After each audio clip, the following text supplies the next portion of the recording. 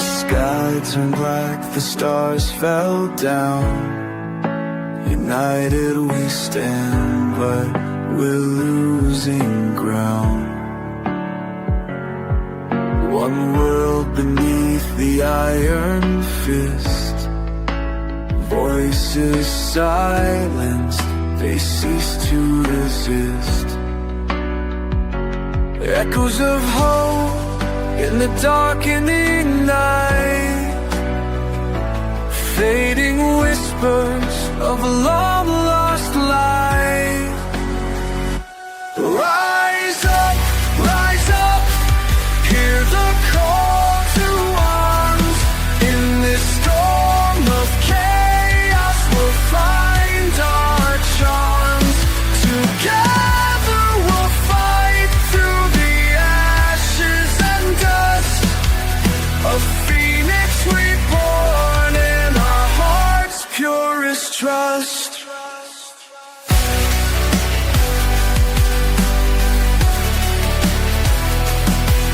The sirens wail through the desolate towns. Once proud nations painted in the scars of the crown. A single army marching on our dreams. Unity forged in despair, or so it seems. Nothing left but shadows drifting away as the last embers of freedom decay. Rise up, hear the call to arms. In this storm of chaos, we'll find our charms. Together we'll fight through the ashes and dust. A phoenix reborn in our hearts' purest trust.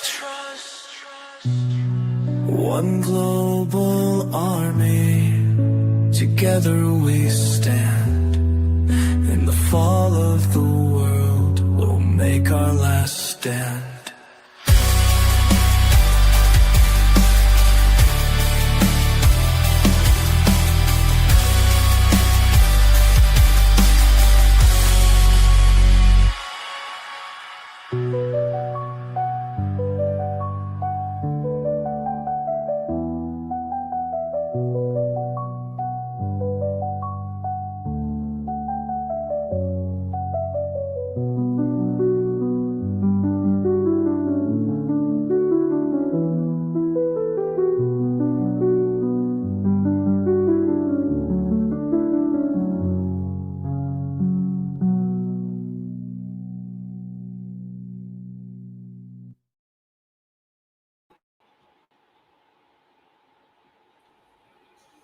Good morning, everybody, and welcome to a Sunday edition of the Supernatural Sunday morning, I guess, Supernatural Talk, because we definitely changed the name from Paranormal to Supernatural for Sundays only. But this is going to be another open mic edition, just to let everybody know that's listening that they can talk about their supernatural encounters, whether it was angelic, evil, demonic, whatnot. It doesn't matter. Whatever you want to talk about is up to you. You don't have to come on and have your camera on so we don't have to see your face. You can just have your audio on. When you come in, it'll ask you those things, and if you want them on or off. Another thing too I want to cover today is some of the subject matter that we talk about on this channel may seem questionable to some people, or how do I want to say this, may seem kind of absurd to some people, but that is the whole purpose of Nighthawk High Strangeness podcast channel. It's to make you all think, okay? It's to give you the cojones to question everything, okay? It's not to say that you're to doubt your religion.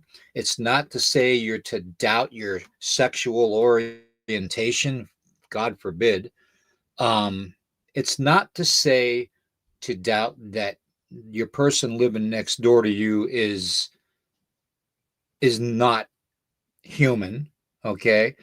The things that we talk about are just, in some people's eyes, a little sensitive.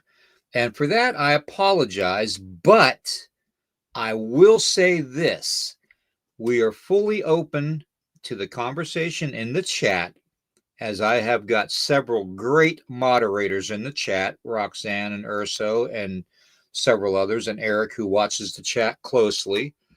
The chat that we use on our channel is supposed to be family oriented. So we don't like to have the hostility, the name calling, the verbal harassment per se, but we do open up the dialect to talk about things. Okay. So those of you that know me know that I have a very open mind to everything, and I just want to bring it to the conversation like we had in the old days at the kitchen table with family. Okay. That's pretty much the format here. Okay. And those of you that are young, too young to remember what that's like, and you're eating, from fast food restaurants, eating with the family at the kitchen table in my day was an honor system to speak. Okay. And as such, usually the elders would start the conversation first because they were the wisest, okay, living the longest, okay, and experiencing the most. And the conversation ranged from anything from, did you know who was doing, or did you see that, that book move off the shelf, and this, I mean, it depended on what the topic of the day was. Okay.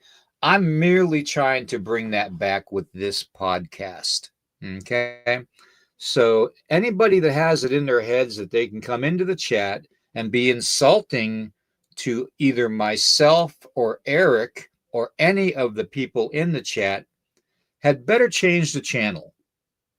Okay. Plain and simple. I do not tolerate it. I will tolerate an open, honest discussion. Okay. But I will not tolerate reckless and insulting comments to people in the chat. Plain and simple. If you don't like the subject matter, then change the damn channel. Period. Exclamation point. If you don't like the subject matter, change the damn channel. So, that being said, welcome to the Sunday Morning Supernaturals Talk Show. We are going to have an open mic Sunday. I would like to see some of our people from the chat coming on and talking about their encounters. And, Candy, good to see you. Good to see you in the chat. I appreciate you being here. And David, always good to see you, and Melissa in the chat. I know Urso and Roxanne are in the chat. I haven't got the chats up yet, so I'm just going by what Eric posts on the bottom of the screen. Anyways, we're going to get through the disclaimer. And for those of you that are just trolling and rhinoing and trying to be buttheads, heed my warning, because some of the subject matter that we talk about, that we have personally experienced, you may not want coming down on your precious little heads that don't want to question everything. Just think about that. Okay.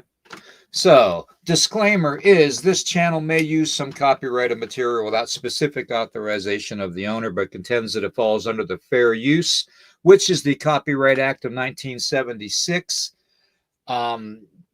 This channel, Nighthawk High Strange, this podcast channel, and all the podcasts on the channel declare fair use of any and all content to be used for the sole purposes of criticism, commentary, news reporting, teaching, scholarship, research, parody, and entertainment value, which is a must nowadays.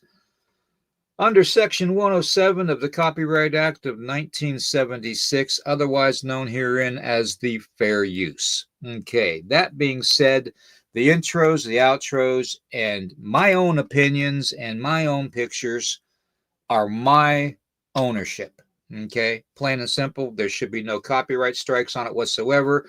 I do realize that there has been complaints about people not being able to post super stickers and super chats in on the podcast while we're live, and I am checking into that. And if YouTube is listening, which I know they always are, or if you're on Facebook, I believe there's stars you can add or whatnot. I'm not sure how that whole thing works on Facebook, but you know, give it a shot. You never know. If you want to donate, that's fine. If not, let me know. I can send you a scan code, and you can know send whatever you want to the channel to help pay for the equipment and stuff, the upkeep and all that. By no ways and means am I asking for it, so don't worry about that. The main thing I want to do with this channel is I want to build up the subscribership, because our family base that's in the chat is very, very important to me and Eric. Okay. We don't take you guys for granted in one way, shape, or form or another. We will not ever take you for advantage. We will never make fun of you or scoff at you. Your encounters are personal and real. And, there's a lot of weird shit out there that happens. And I'm sure Eric can attest to that when I turn his mic on. I got his mic off, by the way. So, just so you know, Eric. But we were getting some background noise and some feedback from my talking, double talking again. I don't know why. I don't have any other thing on but my laptop right now. So, that being said, we're going to get into the Supernatural Sunday edition open mic session. The link to come on is in the beginning of the chat, okay, after my post. And if you want to come on, feel free to come on and talk about your supernatural encounter. We try to give everybody about 15 minutes, though, okay, to talk about it. So keep in mind, if there's several people in the chat that want to come on, we got to give each other about 15 minutes to talk about their situation that they had happen. And while we're doing that and getting ready for that, I'm going to put Eric's mic on, and I'm going to continue. I'm going to tell you what happened to me yesterday while, Tracy and our youngest son was at the grocery store, and I was sitting out in the living room with Jacob, Tracy's little boy, by ourselves. In it was definitely an odd thing. So, but I'm gonna go ahead and rest in peace, Graham Greene. That's right, Unreal. Thank you for saying that.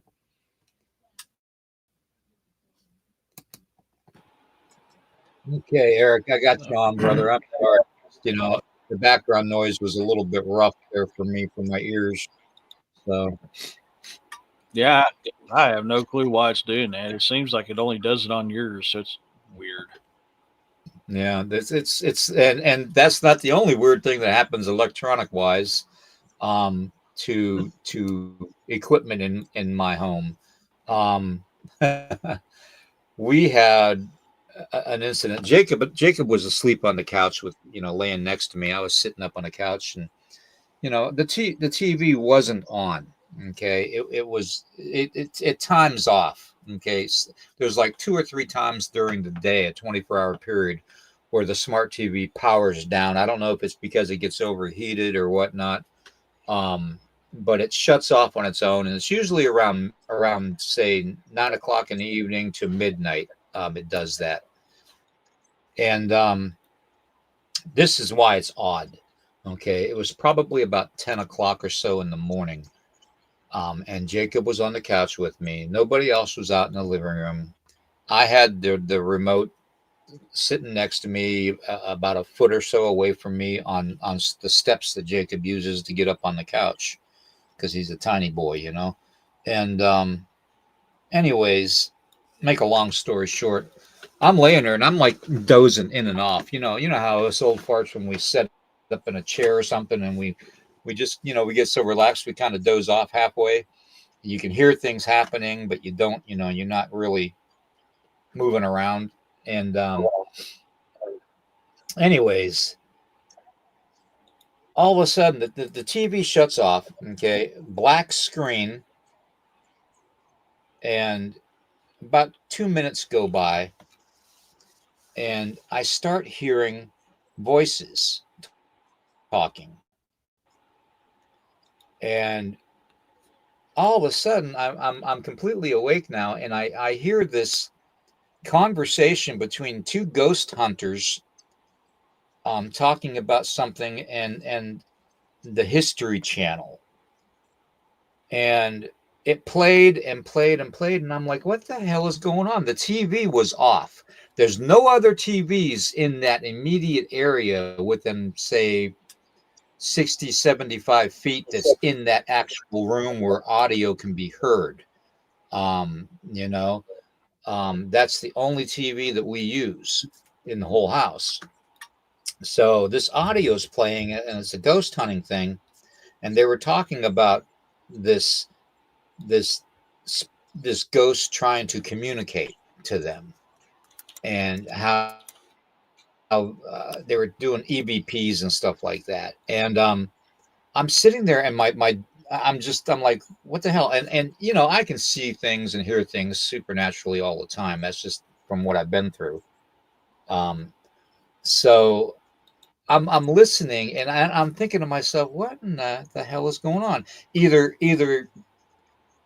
the TV is glitching, like a glitch in a matrix type of thing, which I thought of, um, or something or someone is manipulating that device from a distance. Okay. To do what, I have no idea.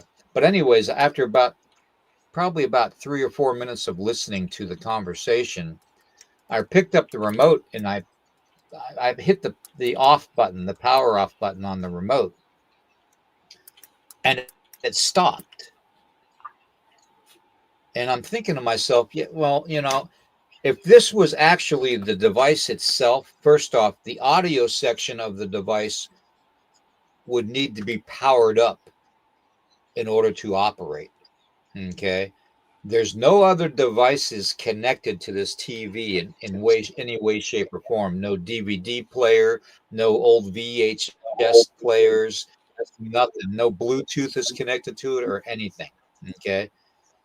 Literally, it's the only device powered by the power outlet on the TV. Okay. So, what was it? Was it supernatural? Was it, say, the nefarious 3-letter agencies out there, one starting with an N and the other starting with a C, that don't like what we talk about periodically and are listening to personal conversations? Was it AI that was ticked off at me for talking so badly about AI lately? So over the last couple months. So what was it? Was it a glitch in the matrix because of AI taking over things? Was it supernatural? I don't know. But I figured I'd let you all know about that incident. It was very, very interesting to me, to say the least, that happened. So, and it's kind of the premise for today. I want to see what everybody else is experiencing. I know that there have been a lot of comments about people that didn't get a chance to come on last Sunday. And so now's your opportunity, folks. Okay. I'll put the link in the chat again. And I'm going to let Eric take it over from there. Okay. It's all you, brother. Mm-hmm. So I was able to get the super sticker to work. I was able to send a $2 one in. So I don't know if it's something on their end or if it was just something going on with your YouTube at the time, but it is working because I was able to send one. I tested that out a little bit ago. So I just want to give you a heads up on that. Yeah. I'll just show you where'd it go? And that's up here. There it is. So yeah, it was able to let me do it. Um, so if anybody's it was wanting to is having troubles, I would try it again because I did it. It's working now. Like I said See, in the that's what's comment just a weird. few minutes. Yeah. Like I said a few minutes ago in the comment, if you're wanting to come on, let me know in the chat so I can make a list and we don't skip over anybody. I don't like doing that, but if I don't know who wants to come on, then I don't have a list, so I don't know what order to put everybody in. So please put in the comments, let me know. I'll queue you up and let you know, hey, go ahead and come on, get ready, and we'll bring you on. Ooh, good question, Roxanne. Good question. Yeah. That's a good question. And I've been thinking a lot about the whole moon and even the sun thing lately. Those of you that were on Friday night into the Red Rabbit Hole with us know that it was a questionable subject matter. It was controversial at best. But that's what I'm here for. Okay. I want to stimulate your damn brains so you can question everything. So you have that knowledge that we are supposed to seek in this body, in this world. Okay. I'm not here to make you question your faith or anything, like I said in the beginning. Okay.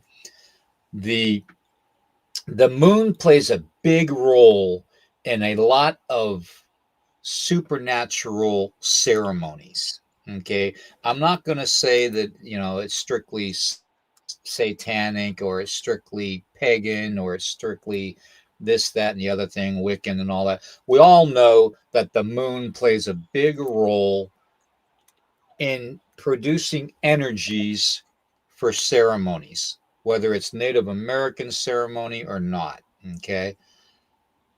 It's a big factor. So, yes, I believe that it has something to do with what's maybe going on and causing electronics to fail in a way supernaturally, maybe.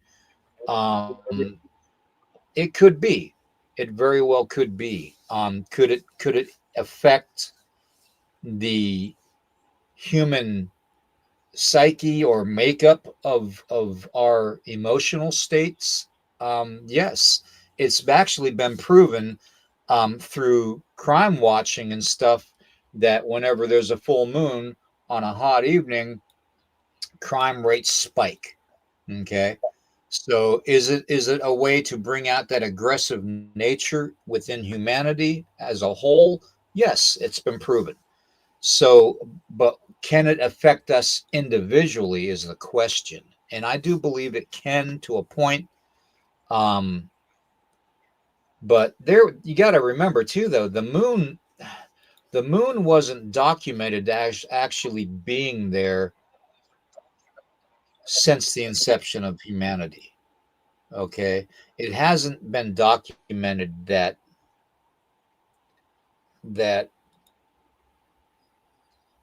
it's been causing the tides to ebb and flow, throughout the beginning of the world. It was first, I forget when it was first notated, but it was the written accounts of it was sometime. It was before the birth of Christ, but I can't remember the specific date. But yeah, the first actual written documentation on it. Urso, maybe or Roxanne, maybe or Eric, maybe the actual date. But I do know for a fact that the moon wasn't always there because it even states it in the book of Genesis and in the biblical aspects of it. And we all know how I feel about the Bible. Okay. So that's another reason why I think Supernatural Sundays are going to be vital too, because there's so many things. And I don't want anybody to assume that I want them to question their faith, because I don't. I honestly, I know my faith. Okay. And I'm perfectly fine with what I have going on. Okay. Um, I'm a firm believer in Christ, and I'm a firm believer that, when we leave this body, I see. I've come to realization, and this was part of the subject matter Friday night. And I know it's questionable to a lot of people, but it makes sense if you think about it on the broad scale that when you become faithful and spiritual to most faiths, you go through what they call a water blessing ceremony. Okay. You go through a baptism, a christening, you know, a seven blessing ceremony, a sweat lodge, anything that conduces to be used with water, okay, to purify you, to kind of make you reborn, okay, to be born again, okay. So, that being said, I'm a firm believer that we've got it ass backwards in this world. And this is just my opinion, okay? But we do have it ass backwards in this world that we have been taught to call when we leave this body death. What's the biggest fear that humanity has? Dying. So if you're in a world that is controlled its humanity population by fear tactics, what are you going to start labeling things? Okay. That's just my opinion. That's just my forward thinking on this. But I believe that when we leave this body, it's actually a birth. It's actually having the opportunity for our essence, our soul, to go on in the process. So, and that's just my opinion. Okay. And that's one of the sensitive topics we talked about Friday night. I just wanted to put that out there. So, yes, the moon and the sun can play roles in affecting us just as much as our own energies can, if that makes sense. I don't know, Eric, what do you think? So, if you actually study all religions, in the beginning of time, there wasn't a moon. It was the sun and the moon was created after life, had started taking shape. So, in like North mythology, for one, when Odin and his brothers killed a giant emir, he took his eyes and put them in the heavens. One was the moon, one was the sun. Before he did that, when it was nothing, it was just a great void. There was no sun and moon. So you'll hear about this, and even in Christianity, God created the heavens and the earth, and He gave moon for light at day and sun for light at night. Or, excuse me, moon for light at night and sun for the light of day. Every religion talks about it, and it's all almost the same. Uh, throughout any type of religion you ever talk about throughout history. So the fact that there's the one time there was not a moon and sun obviously was true because they all talk about it. Now, Exactly. as far as the moon controlling the, huh? I just said exactly. That's all. Oh. You know, as far as the moon that controls water, obviously that's true. Our moods change with the shape of the moon, the brightness of the moon, the type of energy the moon's putting off at that time.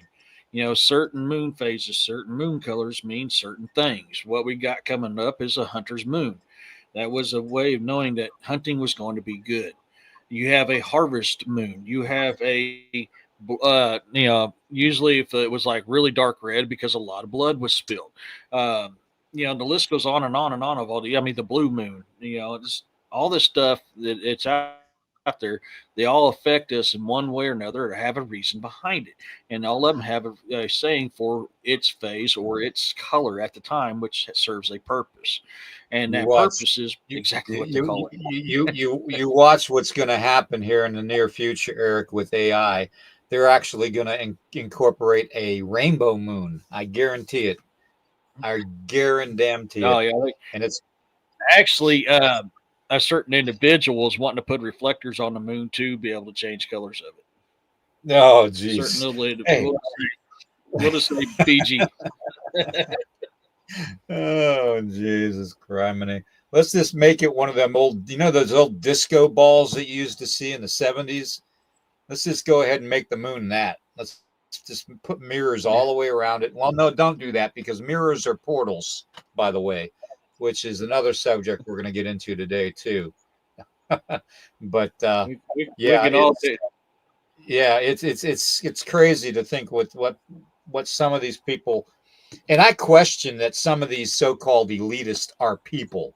Okay, I'm sorry, but when you're dealing with the likes of the idiots that sat around the damn table in the White House the other day, the same idiots that make billions of dollars off of affecting people with pokes, and censorship, and now all of a sudden everybody's got to kiss their asses because they're just so knowledgeable on AI. And mark my words, okay, one of the things I brought up Friday night, and I don't want to continue it, is the super quantum computer data centers. You watch what happens when those facilities are built around small communities. You watch what happens. Those communities are going to die off slowly because the lack of water supply. Okay. They need such an exorbitant amount of water to keep those quantum computer systems cool that they're going to take it away from the local community supply. Mark my words, it's going to happen. Okay. It's going to happen, folks. Hence, can also be part of the depopulation thing. So, and I'm just saying, this is why I'm here. Question everything. Question everything. Okay. So, do I want it to happen? No, I don't. Okay. Do I think AI is a good thing? Medically wise, AI might be, but then again, you got to question it, because what if AI is controlled by the nefarious, dark, evil supernatural forces, or even humanity that is controlled by possession? Okay, it happens. There is definitely It does happen. Okay, exactly. Go ahead, Eric. You can go ahead. I didn't mean to interrupt you, man. You're fine. As soon as you said the disco ball on the moon, the first thought that came to my head is we're going to all sit that night party and going disco, disco, oi, oi, disco, disco, oi, oi. You know what I thought about? I thought about the guys that went out hunting Bigfoot, and how who was it that had the disco ball and the flashing lights and had a rave out in the woods. They had a big rave out in the woods to try to attract Bigfoot to come in. I mean, come on now, guys. Let's what was that? BFRO finding guys, Bigfoot. wasn't it? Finding Bigfoot. Yeah. It's oh my god. But as far as them could, so in some aspects, I agree with you 100%. There's a portion of it AI that is controlled by the black hats. And that's the one we don't want involved, because that one there will definitely take over everything, erase history. Noah Havari's already talked about how that's going to be the replacing God, because it's the new God. And you can fact check him all you want. He said it at the World Economic Forum. So anybody on the side of YouTube who wants to fact check me on that, go check it out. Even your dang channel's got plenty of videos of him talking about that at the World Economic Forum. So yeah, stuff that in your pipe and smoke it. David.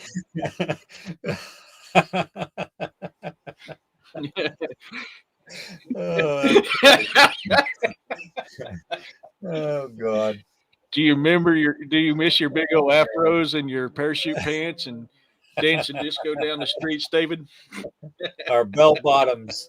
Our bell bottoms. Yeah, Wow. But there is also a portion of the AI that is controlled by the white hats. Now that's the one we want because it's actually there to help us, not hurt us. So we have to be careful with this AI. It's like the old adage we heard in the Marine Corps all the time. One bad Marine can give the whole Corps a bad name. It's the same aspect in any part of your life: political, non-political, religion, non-religion, technology, non-technology. It's the same concept. It takes one bad apple to give the whole bundle a bad name. You remember the old saying, the bad apple in the bunch. You got one bad apple in the bunch, nobody wants it. Yeah. It's Yep. exactly what that means. Yeah. So, Exactly. Well, before we go off on the subject here, he's using the old the Huckleberry Hound cartoon saying "Dag nabbit." yeah. Yeah, Candy, elephant bells. I'm just glad you said bells and not balls. Yeah. Giant whatevers. Yes, Yeah, we have it depending on what you're talking about. Sound wave in the military, Blue Falcon means a certain little thing for us. yeah. So, yeah, Uh, I don't know which one you're talking about, but yeah. Uh, what's also bad with AI is a few people say that their new best friend or haven't fallen in love with. Yes, that is definitely a black hat AI system. yeah. Definitely 100% a black hat I, AI I operation. I liken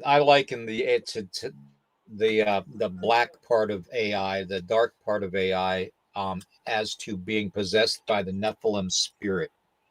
And there I said Yep. it. What some people call demons, I call Nephilim spirit. Okay, there is a definitive difference between the two, but when you're dealing with the Nephilim spirit, because you got to remember, Eric, it's like we always talked about. Our civilization has been built on top of other civilizations throughout history.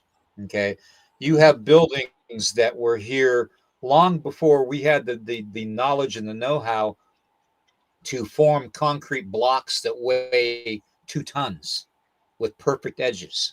Okay, you have buildings that were built like the what is it, the Sistine Chapel, that the architecture was so delicate and so refined and so beautiful design wise that nobody knows how it was done. Okay, so our Look, civilization look. has been built on top of the remains of Nephilim, I believe. And when Oh, we as well, indigenous people talk about the earth being alive, that may have a play into that. I'm just saying. mm. Well, and I'm the same with you, but a little bit different. I don't believe it was just a Nephilim. Nephilim were just one type of giant. I mean, it says it even in the Bible prior to the Nephilim that there was giants among the world. I think that a lot of stuff was built either by those giants and then the Nephilim. I believe both of them have a hand in that. Look at all the sacred places there in the mountains in the Middle East of giant holy places built into the side of mountains that the doorway themselves is what 30, 40 plus or 60, maybe 60 feet tall, just the opening alone. So Mhm. you know you have giants, you have the watchers and the Nephilim, and you have the watchers, which the watcher would act technically would be giants, watchers, and the Nephilim, because the watchers is the ones that mated with the women of earth and created the Nephilim.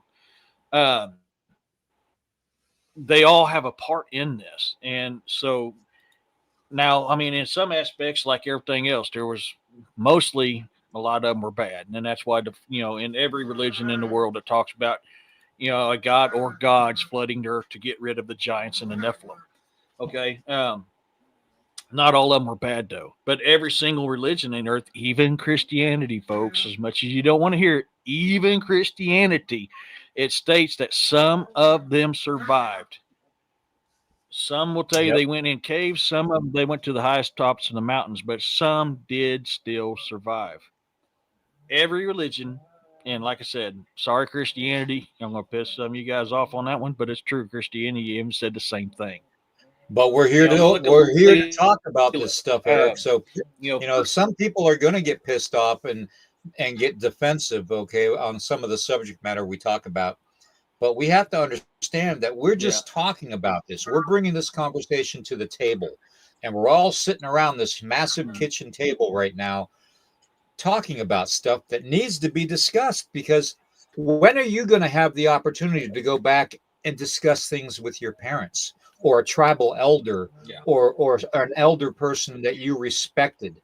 How about the greatest generation in the world that isn't here anymore, practically? Okay. So, I'm still here. Oh, wait. But we're bringing forth this conversation to the table for us all to talk about. Okay. And, sometimes we go way off the rails and we goof around and stuff, but that's the premise of this whole program, is to talk about your supernatural encounters and basically the makeup of the realm, the world that we live in. Okay. And to find the answers to some of the questions that people are having.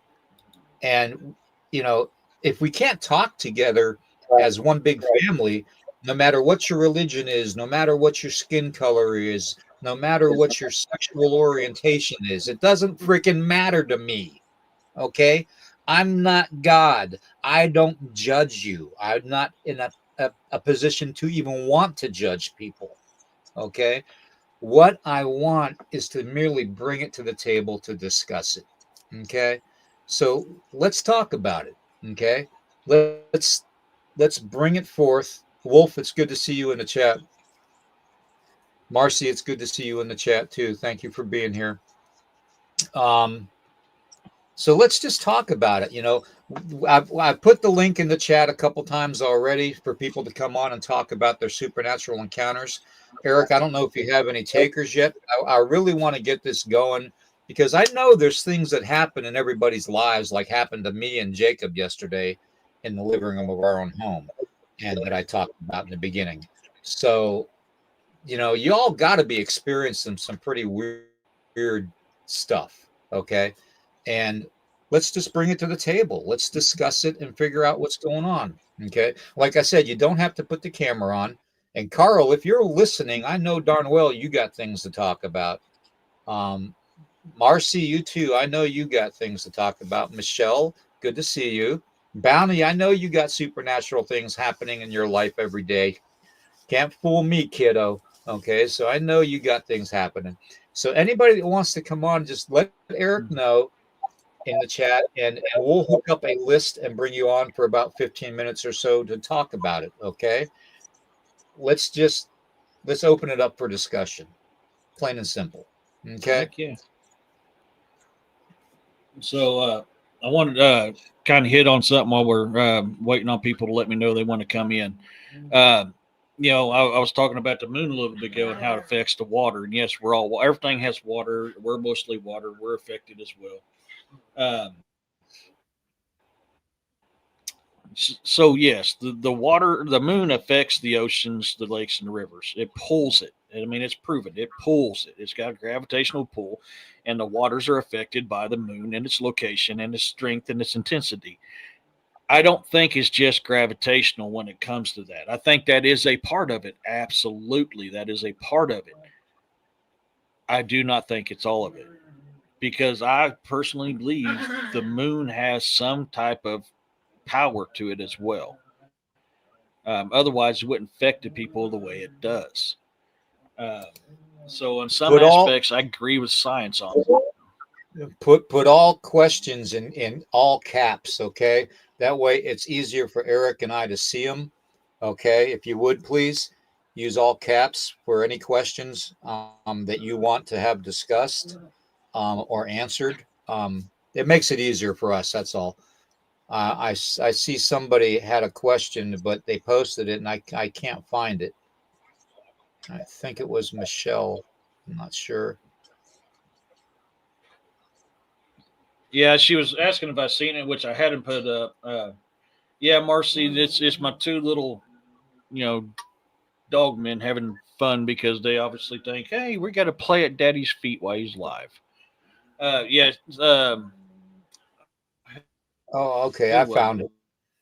Let I me let found me it. get I'm back gonna out here. post it. I just missed it. Okay. Yeah, yeah. I had it up earlier, but you was talking, so I couldn't really hit on it. Um, but yeah, yeah. They're trying to pass They are passing legislation to pass off the power and water bill to the residents where their centers are built. They did that here now, and they want to build a center. We are fighting to stop. Yeah, that's your black hats trying to pull some crap. I mean, and Yep, you, the people, you got to stand up against that crap and go, no, we're exactly. not doing this. Problem is what type of people do you have in the area? Because a certain type of people you have in your area will absolutely let that come into play. And if you got too many of them, you're boned. Soundwave, are you talking about how you want to come on? If I read your comment correctly, Love that name, by the way. let me know and I'll try to Soundwave. sign in. You're first on the list. So if you're wanting to come on, yeah, I've been watching the original Transformers cartoons lately from when I was a pup. Repost the link. Okay, give me a second. Let me find it. They changed up this deal, so I gotta remember where it's at on here. Here, I'll post it. Right here.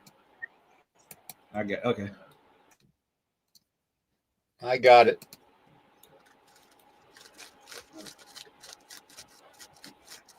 All right. There you go, I'm gonna turn Soundwave. my Just camera off. set in the background, and when we get chance, we'll bring you right on. Yep. Okay, I gotta get back to. Okay, Marcy, you'll be next on the list. Okay, I got Soundwave. I got Marcy.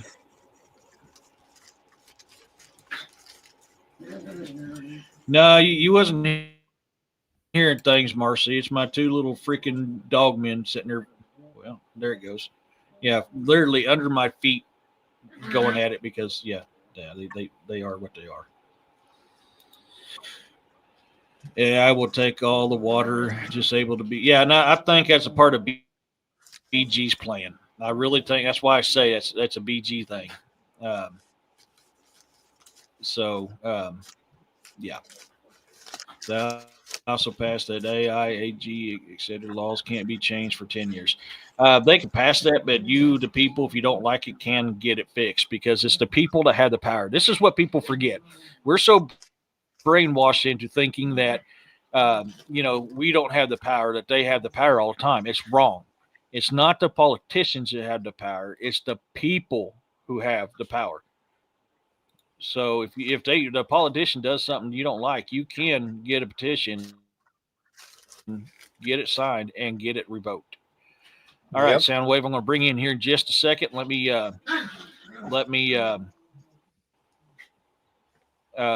get to these last of these comments, and I'll bring you right up. So just hang tight. If anybody's wondering why I have my camera off, it's to help out so everybody else can, there it goes. can come on without a problem. So.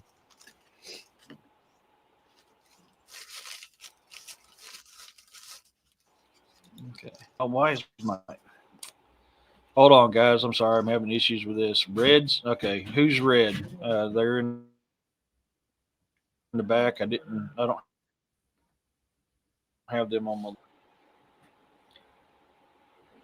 Okay, you're going to have to connect your mic and cam Soundwave in order for us to bring you on. It will not let me bring you on until that is connected.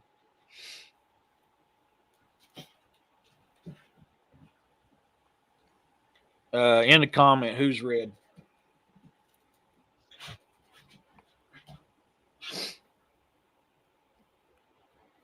What the hell? Oh my gosh, my stupid.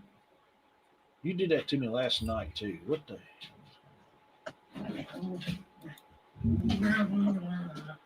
My gosh, guys, can you like give it a rest for a little bit? Uh, uh,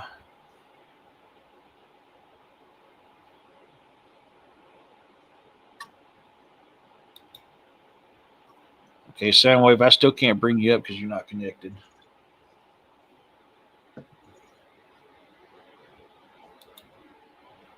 Freaking YouTube's being stupid. All right, I don't know who. Oh, Marcy. Okay, now it's changed. Okay, Marcy, I'm gonna go ahead and bring you up. Soundwave, we're still gonna bring you on. Let me know in the comments when you get your cam or your mic uploaded, because it's not letting me bring you up unless you have them going. So everybody, welcome to the stage, Marcy. Hey, Marcy. Hey, can you hear me? We can hear you now. Oh, yeah. Okay. Yeah. Oh, so paranormal stuff. I guess when I was a young kid, I used to tell my mom every time the phone would ring, I would tell her who would be on the phone, and she'd be like, "You're crazy. You don't know that." But it was whoever I said every time. Wow. Things would come on the radio station. It would just pop in my head, and I would start singing the song before it came on. So as a child, I knew certain things, but I was told that I was crazy. It wasn't real or whatever. And so there. And that being said, I guess if you don't use it, you kind of lose it or you block it out. Mhm. So that happened as a young child. Well, I guess most of my paranormal stuff happened when I was with my husband, Tommy, that passed away with cancer. Number one, he had multiple personality disorders. So that was strange in itself to me. I had to get used to living with that. But then when his cancer diagnosis came along, um, once he got sick and I stopped working and I was taking care of him, then he passed. And Eric, I talked about this before in that apartment. I was still living in the apartment that he passed in. And I told you, I knew I wasn't, I thought I was asleep, but it felt so real. It's like I wasn't asleep. I just remember feeling a bad feeling, opening my eyes in my master bedroom. I was in bed. It was in the early morning hours. And I saw a dark shaped figure, and my feeling was it was masculine, the shape of the figure and all. I felt like I was being choked. I couldn't breathe. I couldn't move. I couldn't even move my eyes. It felt. I couldn't speak. I couldn't yell out. And I had a horrible feeling. I knew it was something bad. I knew it wasn't my husband. I knew it. So in my mind, for some reason, in my mind was screaming Jesus's name. And when I started screaming Jesus' name in my mind, it's like something pulled that figure out of the bedroom. And then I sat straight up. I could move. I could speak, check on my kids. It was pretty scary. I just, it was like you said, there was a lot of pain and a lot of fear after losing him. And you explained that, I guess it feeds off the pain and the fear. Right. Yeah. That's, and that's not unusual having especially when you're younger, having abilities that are hooked up to the supernatural, because as children, we really don't discuss those type of encounters when we're growing up with adults, because we don't feel that they're going to believe us, or B, they're going to call us crazy. Okay. And Right. nobody wants to be labeled with the C word. So, well, that's true. And I was that child that would bring it up and discuss it, because I've always been a child that will speak up. Just, right. I speak the truth. I don't have to do it in a mean way, but I've always been that child that would kind of buck everything and speak up. And being told that, oh, you're crazy, you don't know that, or that was a coincidence, or it was an awful lot of coincidences I was thinking as a kid. Yeah, exactly. I don't know, Eric, what do you think about that? Yeah. Sorry, I was handling a couple things, so I missed part of it. Another thing too, Eric, I had a pretty traumatic. I had a really traumatic childhood as well. So when some of the trauma that was going on presented itself in my childhood. I kind of forgot the other things, the abilities, because there was always chaos in the household, physical abuse.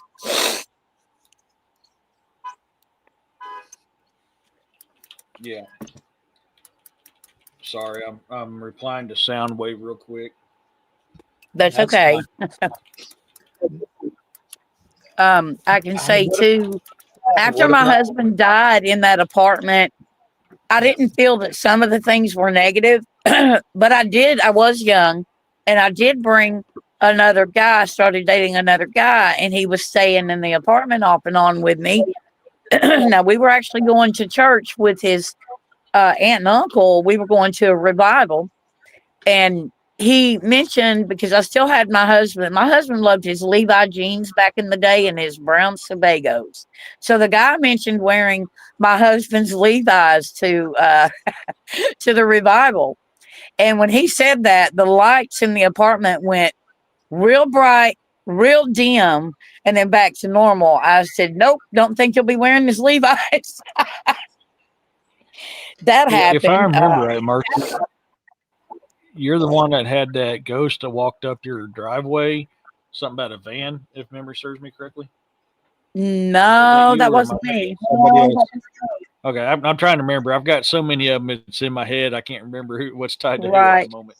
No, but I can tell you that also why that guy was there, Joseph Brock, who now is my ex-husband.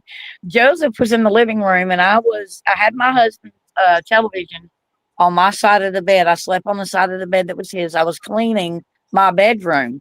So this TV had a knob. It was old. He worked on TVs.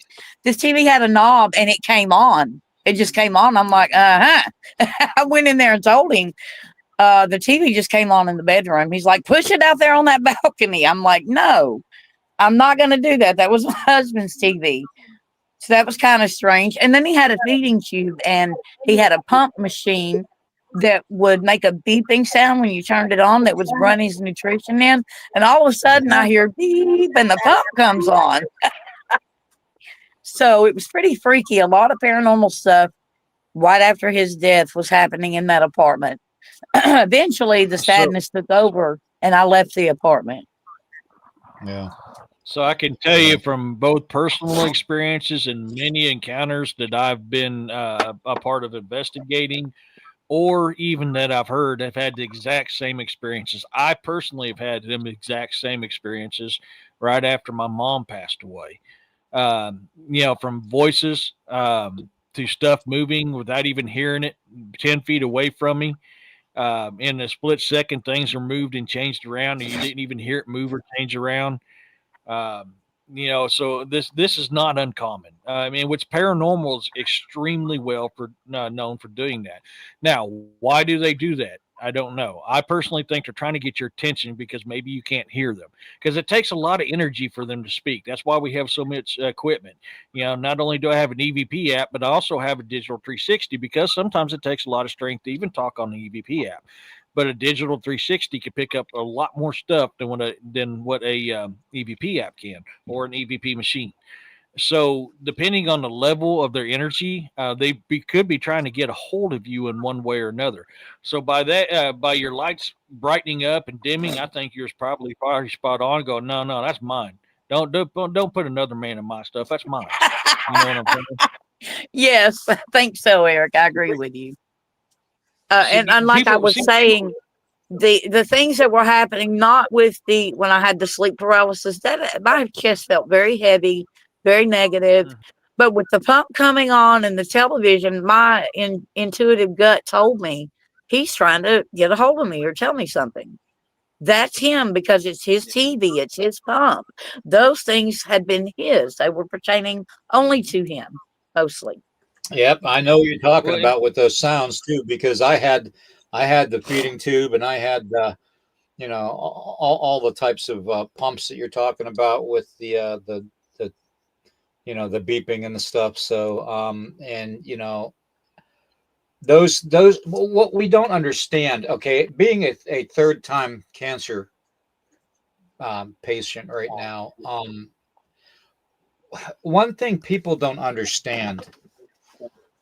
Okay.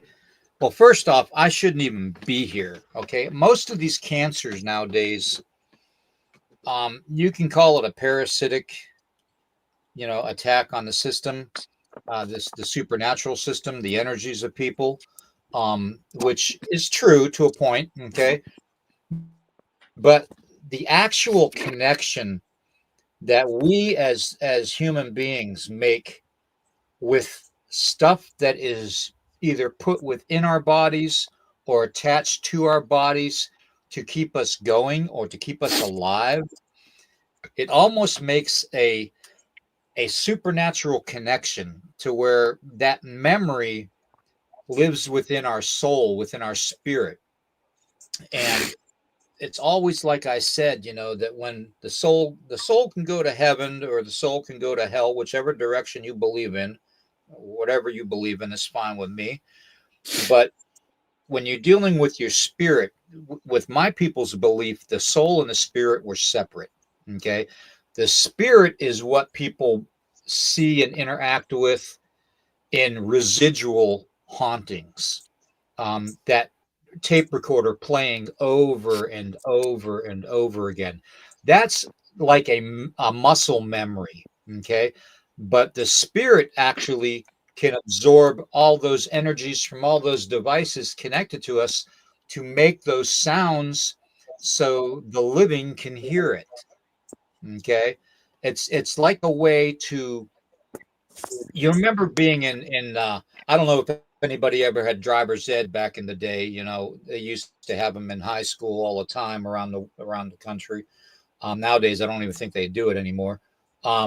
But those old movies they used to show when you watch driver's ed, like Blood on the Highway, and stuff like that, back in the day. It's almost that type of a residual playback to teach humanity something. Okay. So that being said, when you hear beeps and you hear metallic sounds and stuff through hauntings and through residual hauntings, you're dealing with a part of a person's spirit that had the unfortunate attachment to those devices. Okay. I'm fully aware of what a feeding tube feels like. Anybody that's had cancer surgeries and stuff, you're well aware of the drain tubes that they put in you, a couple of them in your body and certain coming out by your shoulder blade or, on your back or coming out your side on your lower side to drain excess fluids after your surgery and that when you're healing and recovering. Certain pumps that they put on you for that, feeding tubes, the whole 9 yards, even radiation. The sound from going through radiation can be felt and seen when people that have been afflicted with illnesses and died, whether it was tragically or abruptly. They're going to want people to know those sounds because they can identify those sounds to those individuals. Okay. So That makes sense. yeah, that's kind of what we're dealing with right now, and I hear it a lot, man. Eric, I don't know how often you hear it, but I hear a lot of mechanical sounds when you're dealing with EVPs. And it happens. And irregardless of those sounds being related to an inanimate object, they were still part of an animate object's life in a drastic way, in a tragic way. And that's why these sounds are yes. recurring. Traumatic, yes. I have another little story about my friend John. He's like family. He needs cataract surgery. He's almost completely blind, but he can still see enough. He was walking to the store and he took a little shortcut between two apartment complexes. And when he goes to round a corner, there's a shadow black. He said a black dark figure standing there. Okay, it's just there. And John is crazy. He goes, "What's up?" Naturally, it didn't speak, and he said that it didn't really have facial features, like it didn't really have a face, but the face was in the direction of him, and it just kept standing there, never spoke to him. He takes a couple of steps and looks back, and it's gone. But now, Nighthawk, you and I have talked. Nighthawk and I have talked, though. John is a recovering alcoholic, and he'll say it loudly and proudly. He's been sober for, I don't know, a couple of years now. Now, he's got a lot of crap going on at his place. Even the little dog, which I call my grandpuppy, it's a little Chihuahua, and it's from my dogs I had years ago. The dog growls and barks at night. When John's in bed, it'll look toward his doorway and growl. And John has an experience of he feels a pet at the end of his bed. He knows it's like he had a dog named Princess. She wasn't a big, heavy dog, but he said it feels like a pet on the end of the bed. Well, I was given by Nighthawk a ceremony to do, and John is hard-headed and would not let me do the ceremony that Nighthawk told me to do. And he slipped a little bit, and he started taking NyQuil like it was liquor shots. I'm like, John, you're just drinking NyQuil like it's got 10% alcohol. Number one, you have liver damage. Number two, you know what was told. It was said by Nighthawk, the ceremony needs to be performed, and Nighthawk's word, if you slip in the least little amount, this thing can come back. So he's not afraid at all. He's not afraid of it. But he's not understanding. It's not going to leave him alone. It's going to continue. Right. So I was wondering if that dark figure could have followed him. Yeah. And what it is, Marcy, it's like we talked about too. It is an attachment. It's a demonic attachment. See, we dealing with the supernatural on a regular basis, we interact with certain deities, certain beings, from the supernatural realm. You can call them angels, you can call them demonic, you can call them jinn, you can call them whatever you want. Okay. They're called several different things, archons, all kinds of stuff. Okay. But the main thing is that when they make an attachment to somebody, it's usually through either a quirk or some kind of addiction that the person has. And the addiction demons out there are very, very, they're clingy. It takes a lot to get rid of them. Okay. And that's why you see so many people struggling with alcohol addiction and drug addiction and all that. When you're dealing with these types of beings, these entities, smudging's not going to get rid of them, It's like I've always said too, Eric, smudging is a temporary fix. It's putting a Band-Aid over a gaping wound. Okay. You have to continue it time and time again, and then build upon that. And there's other protective things you can do after it's out of your life. But it's addiction is a bad demon to kick. It really is. And anybody that has unfortunately had a loved one or even themselves go through addiction, they can tell you that it's like fighting the devil himself. It's literally like fighting for your life. It is. Yeah, I don't find that hard. Well, I mean, I'm a recovering addict. I'm a recovering addict, Eric and William. So I get it. It is hard. But I believe in Jesus Christ, and I believe, I kicked it. And once you change your environment, you change everything, and stay away from that and just keep your faith. I think that's a big deal. Now, John does have faith. He's part Cherokee. He's darker than I am. And he's brave and everything. But when he wouldn't let me perform the ceremony that Nighthawk told me to do, I said, okay, well, then you better pray and ask God to be with you, because you wouldn't let me do what was told to help you. He's just hard-headed. He won't listen to anybody. He's not afraid of anything.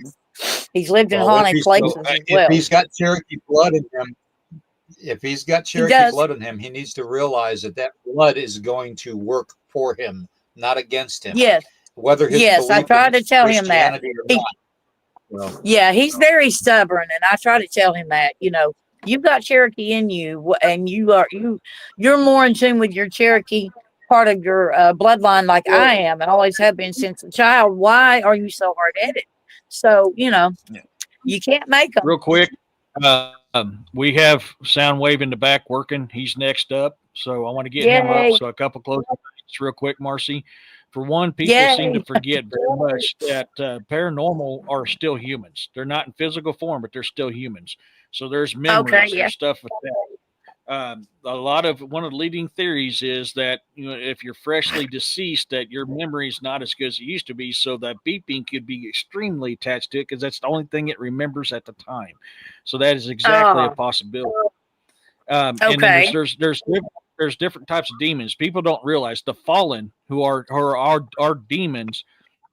They're more like lieutenants and generals and captains.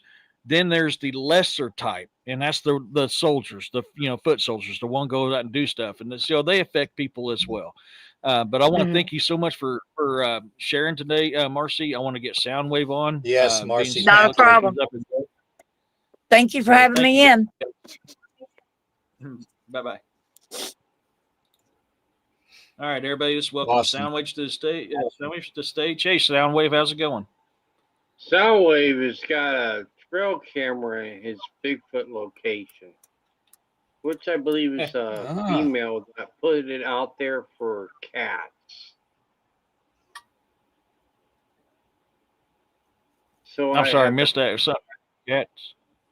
No, I have a trail camera woman who works for the government who I think is putting the trail cameras in my Bigfoot location for cats.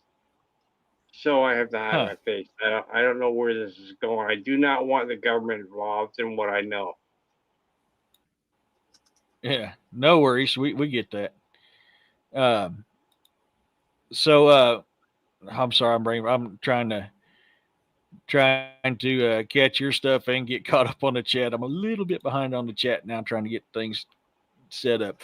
So what kind of so you got government officials that's putting out game cams to try to catch cats, and is that like scaring off your Bigfoot? Well, the government has lost 11 cameras. Apparently, they either been stolen or by somebody they know put the cameras out there. Yeah. Well, I've had them personally move mine. I've gotten hits on my phone where I can see like fingertips, and my camera is all of a sudden facing a different way. And I go back out and then I check it, and sure stuff, it's way on the 90 degrees on the tree compared to where it actually was. And a deer will move it, a coon will move it. They're not going to move it 90 degrees. I've been fortunate with mine, even though it's in the areas that my guests are in all the time. I've not had one come up missing. I've just had them moved. And one of the common things I see in my area where I've got game cams is X formation right outside the triggering range of the cameras. And is that something you've noticed in there as well?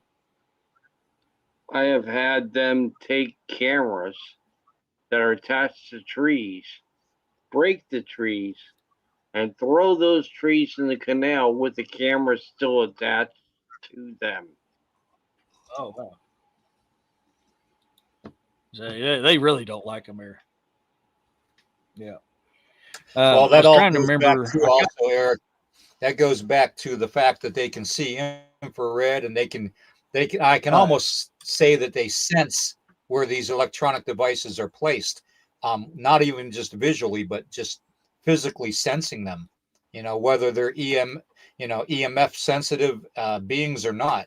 Those devices, those cameras are putting off an electronic frequency every time they're being used. So if they're sensitive to that, they're going to know they're there in advance.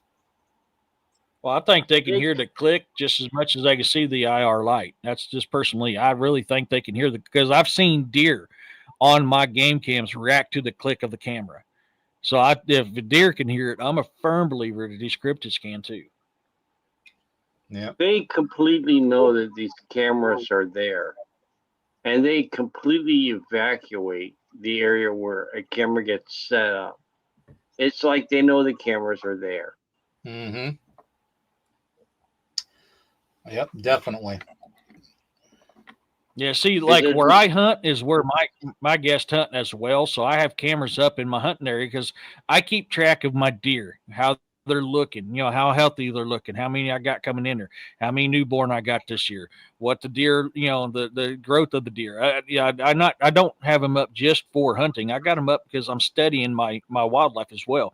But where I hunt is also where my guests hunt, and that's exactly where I've had to move mine because they're like, hey, I don't want you to catch us hunting. You know.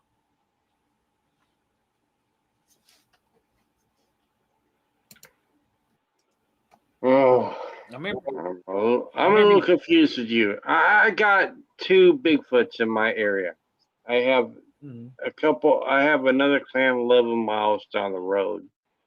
I'm trying to figure out how I can get them to come out in the day. How the heck to get them to trust me is my main issue. Mhm. Your energy is going to be a big factor in that, and respecting the area is going to be another huge factor in that. I live out there. I don't know what you're talking about.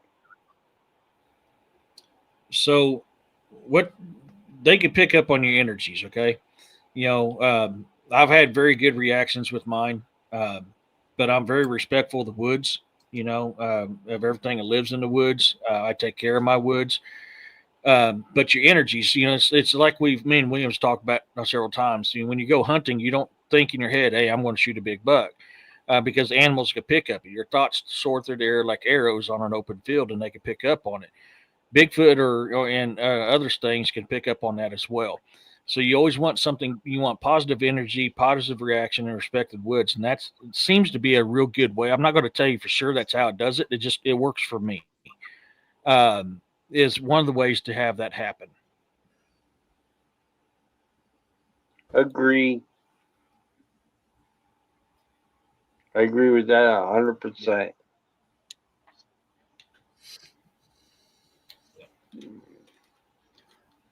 Other than the game So trail cameras and stuff being messed with, that sound wave, what else do they do on your property? Can you let us know? They are not very aggressive with me at all because apparently I've been living with them for many years and did not know about them till later, when I Mm-hmm. started losing a lot of people in my life. When people started dying off, apparently they decided to show up. So Interesting. That's that's how interesting. this happened. So, And based on your interpretation, though, do you think that they were attracted to maybe the tragic energy of things affecting your life? I am not really quite sure, Nighthawk, because my friend who had Parkinson's, Uh-huh. he actually had apparently was hearing them doing their talking in the woods and thought he had witches in the woods because he didn't know anything about them. And Hmm. I think they were trying to figure out what to do with him because there were only so many of us that lived in this part of the swamp at the time. Right. There's Right. only so many of us left, so a lot of other people started dying off, and the ones that I think they knew started going away. And when my friend was still alive, I think they kind of realized there was like some kind of trauma, and maybe they were trying to figure out what they could do about it. I don't Yeah. know because he was very thorough about that night about, hey, I'm hearing witches in the woods. And I said, go to bed, Dan. I'm going to stay here all night and figure out if there's some kids screwing around your camp. Right. Now So that I, was I free. like I liken his interaction to a lot of the accounts that the Muskogee Creek and the Seminole people talk about around their areas of the swamp. There's an old legend called the Swamp Witch, And I've often thought that that might even be a kind of what like Eric and I talk about periodically when it comes to Bigfoot encounters, where my elders and my father and my uncles always told me growing up as a kid, and dealing with the encounters on a daily basis, that there was 4 distinctive types. And they always said that the ones that are in the swamps are a little smaller, more aggressive, because of course the environment. Of course, you got to fight, poisonous snakes, cougars, gators, and all kinds of stuff to get your food daily. So of course they're going to be nasty. Plus the overall environment itself would make you miserable. But you take that in effect. I've always thought that maybe the ones in the swamps were a smaller species of humanoid type of a Bigfoot, that maybe, just maybe, like some of the bigger ones that I've dealt with up in the northeast areas of the country and along the Great Lakes, that maybe they have their own, like, witches, or medicine people, or some kind of an elder that uses the environment to help its community, if you know what I mean. So maybe that's the energy that he's picking up on, was a female Bigfoot in the swamp that has that ability from taking the energies of the environment and using it to manipulate things. It's just a guess, but that's probably my quick synopsis on it. Well, Nighthawk, can I tell you something? I live with 2 different tribes in Sure. my swamp. I live with the Miccosukee tribe. I live with the Seminole tribe. I'm blocking my picture out because I got a government park ranger female. I think it's a female who put the game trail on my road, on Jimdale Road, so I don't want them to get involved in my Bigfoot stuff. Oh, that's understandable, brother. I know. We all know. As soon as we put anything on YouTube, it gets all over the internet. You know what I'm saying? Exactly. Yep, I I have a understand. face. I have a face right now, a photograph in a different clan that I don't know, as well as they do on the other clan on Jimdale. I was wondering if I could send you that picture, and maybe you can look at it, or maybe enhance it or something, and make it better than whatever I got. I can send you the definitely. photo. I'm not a Definitely. joke. I'm doing I'll this put by my, myself. email. There's nobody with me. I lost my mother, my father, my stepdad. My female died 8 months after my mom died. It's been a total nightmare for me. Well, you got us, brother. You got us. All right. So we'll help you with whatever we can do. That's what we're here for. I'm going to put my email in the chat for anybody that has any information they want to share. And it stays strictly with us. We will not share it without your permission. Okay. So if you send it to myself or Eric, it stays strictly with us, and to try and help you through your situation and your encounters. Okay. That's all. It doesn't mean we're going to plaster it all across social media, because we will not. Okay. We will not do that without your permission. Okay. So Can I tell you something that Eric does not possibly know? What's that? Eric, do you know what the wood knocks mean? So yeah, we was talking about that in chat just a little bit ago. I'm not one of those that subscribe to the wood knocks, because there's no actual physical proof in the woods of damaged trees. I believe it's tongue clicking, and I think it's a way to communicate, a way Eric, to find a way in the dark, like or something, where it's a way to communicate, to go let you know, hey, I'm here. No, Eric, it's a way for them to tune in. I would like you to pay very close attention to what I'm going to tell you, because you're going to run into this at some point. Mm-hmm.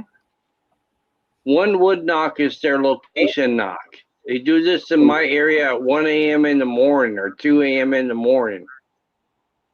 2 wood knocks is they found food. 3 wood knocks is a human or predators in the area. 4 wood knocks means quickly get back here fast or something like that. If they knock like crazy, they're mad. Mm-hmm. Yep. But you will So find communicating. what I am telling you to be true from South Florida all the way to Ohio. And that's as far as I have proof on what I'm saying, because I have contacts everywhere. Now let me ask you this, Soundwave. Let me ask you this: do you think that maybe they have a almost like, since they're nocturnal for the most part, and stay hidden during the day? What do you think the possibilities could be, my brother, that they have the ability of echolocation? Nighthawk, they have some kind of ESP or I know the natives has told me the same thing because it's something to do with mind, something to do with their mind. They have this ability to do things with their mind. I honestly think when they do the wood knocks, they're basically just telling somebody to tune into something. I don't think it really matters when they say, "Hey, I'm doing 2 wood knocks because I found food here." Everybody's tuning into food. Exactly. Yeah. And that's another thing too. Those of you that don't follow Squatch America, with Scott and Hannah, definitely look them up on YouTube and on Facebook and follow them and subscribe, because Scott and Hannah are working on a basically a way to triangulate locations through sound recordings, and I think he's on to something, Soundwave, like you've experienced there locally, with the whole, communication thing, being part of the Knox too. Now, I was always told by my elders not to go out in the woods and start smacking the side of trees, because my elders believe that you're ringing the dinner bell, basically, to some of these beings that we experience. We're upsetting the faith. Yeah, and so that I'm not one to go out and knock on trees, but I am one to go and maybe clank rocks together to let them know where I'm at. I'm one to basically, I'm the type of native that when you go out there to begin with, first off, I believe they know you're coming anyways. Okay, and that's just some kind of a psychic link that I think that they have in an ability. Whether it's specific ones that have medicine powers like native medicine people, or whether it's whatever's they have ability wise. But I'm one that I always make sure that I go to that location in a good way. I leave tobacco offerings. I take a gift and I leave it for the little people and all the other elemental spirits that are there to partake in.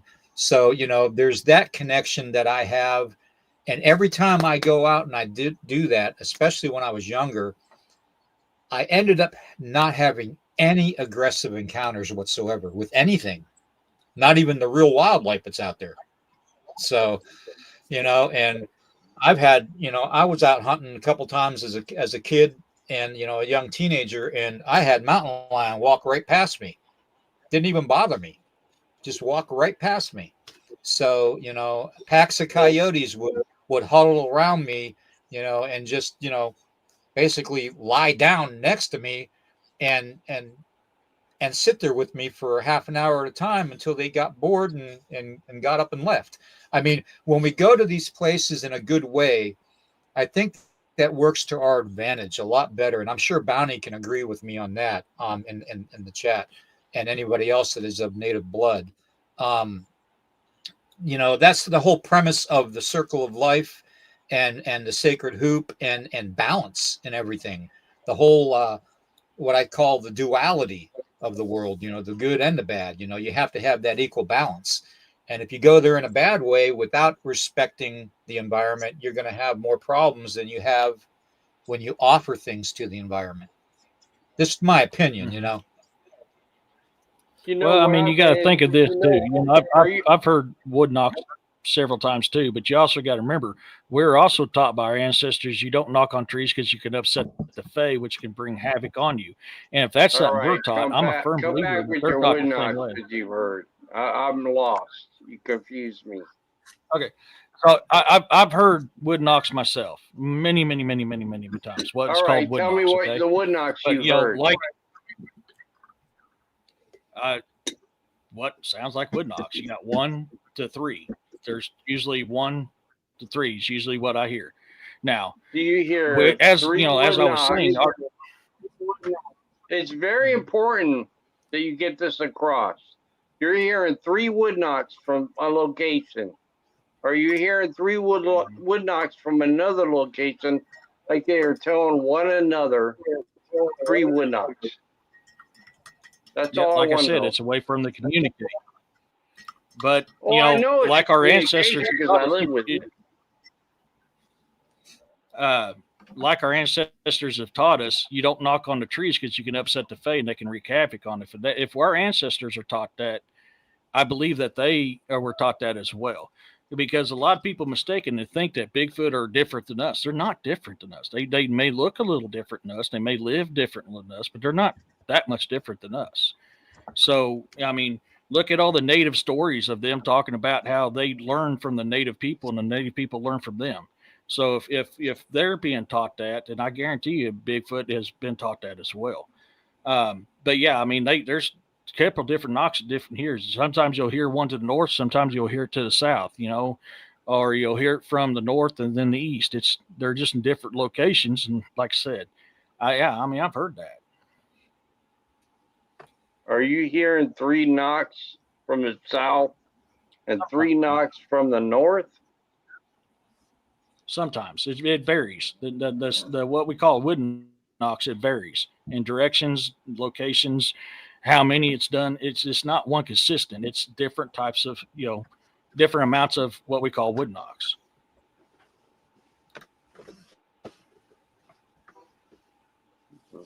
Yeah, very confusing. So it's not always 3 knocks. Sometimes it's 1 knock. Sometimes it can be 2. I've heard 4. Sometimes it's 3. It just varies. So that's why I said in the beginning, I believe it was a form of communication. It should be always 3 knocks for you. It should be 3 knocks for you. Mm-hmm. Now I've heard 1, 2, 3, and 4. When you heard the 1 knock and 2 knocks, did you hear another Bigfoot respond to that? Like you heard 1 knock and another Bigfoot responded with a 1 knock? Or you heard like 2 knocks and you heard another Bigfoot respond with a 2 knock? So I've heard for instance, I've heard a 3 knock one time answered by a single knock. And then I've heard a 3 knock answered by a 3 knock. I've heard a 1 knock answered by a 3 knock, a 1 knock answered by a 2 knock. I mean, that's just, I've heard it different. It's not always been the exact answer back and forth. It's either been the same or it's been a different.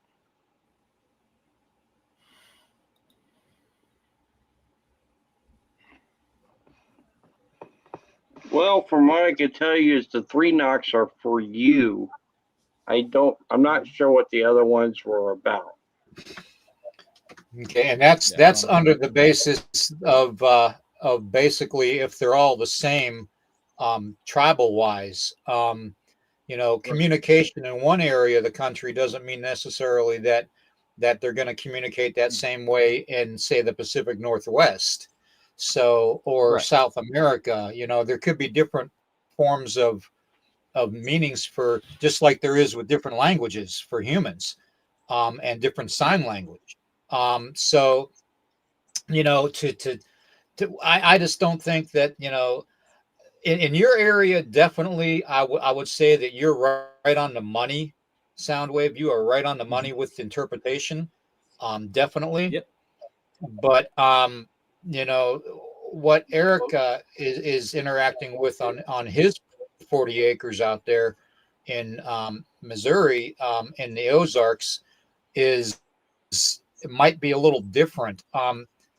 When we're dealing with supernatural forces specifically, we're dealing with something that, you know, humanity still doesn't comprehend the abilities of supernatural beings. And I'm a firm believer that some of these, what we think as flesh and blood cryptids, especially the ones with the red glowing eyes or the orange glowing eyes, um, some people will say, oh, that's a reflection, you know, for night vision and all that because they live in caves.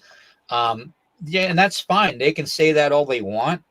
But my belief and the way I was taught coming up with my elders was that there's also the supernatural element that you have to take in consideration when you're dealing with these kind of cryptids, especially the aggressive ones.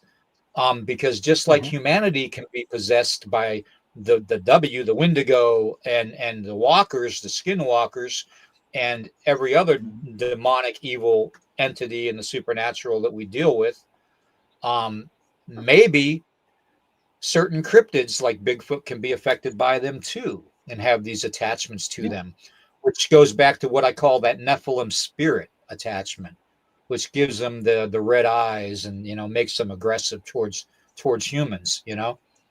So, you know, there's so many different ways we can go with this, my brother, you know. But I do believe you're on Soundwave in your area. You're right on the money, bro. You really are. Oh yeah. Well, and you got to consider this. I mean, we've all heard the samurai chatter. We've all heard them talking different languages. I've had them out here. I mean, William did a show of the vocals I caught out here, them speaking two different native languages. So, I mean, exactly, the communications can be different given their location. I agree with that 100%. Mm.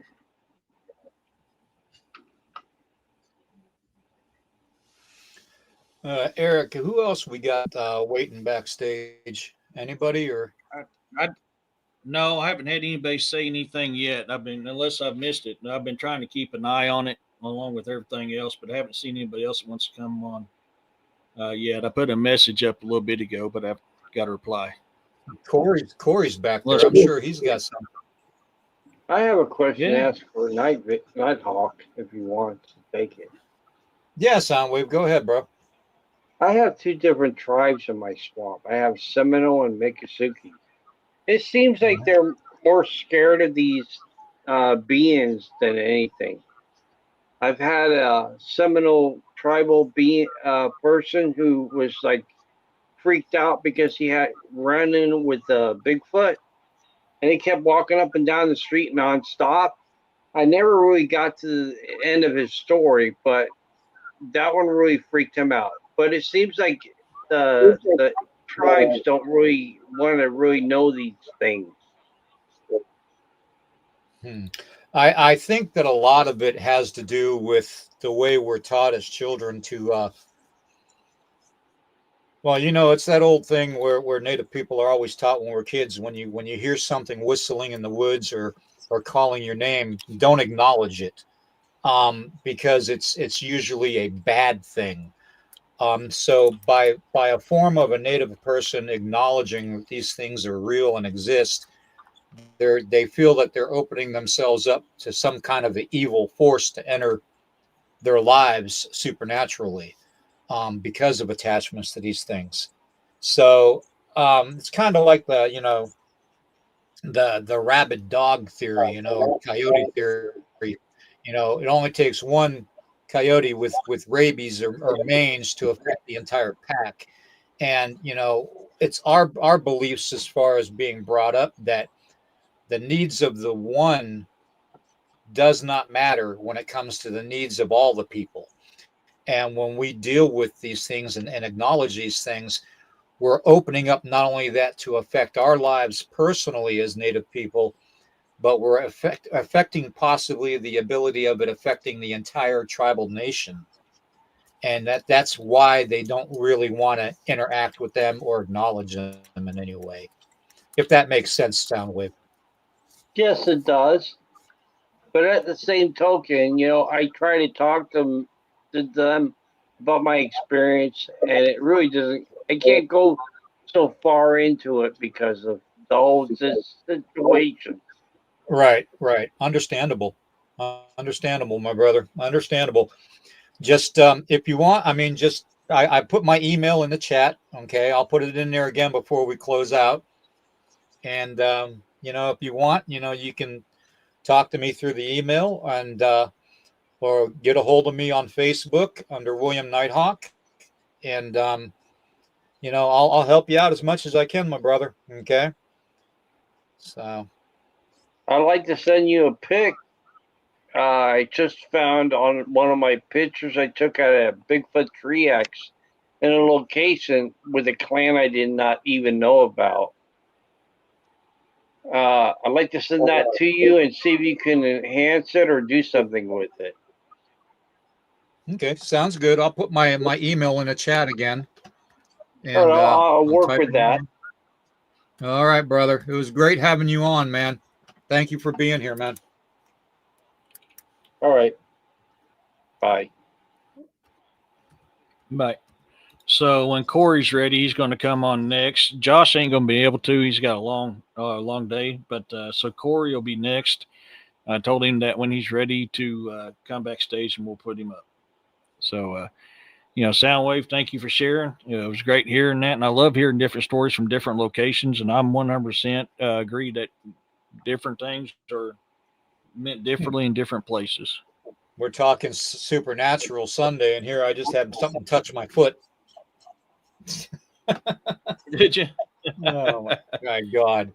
Yeah, definitely. Yeah, it felt like a hand grabbed my foot and cupped it, gently, not aggressively. So, okay. Hey, Josh. Okay, I see what you said. You can just not long. No, that's perfectly fine. The link's in the chat. If you want to click on it, come backstage, and we'll put you on. I understand you can't be on long because you got you got a lot of stuff going on, buddy. So I just posted the link again in the chat under William's name. So when you guys are ready, come on in.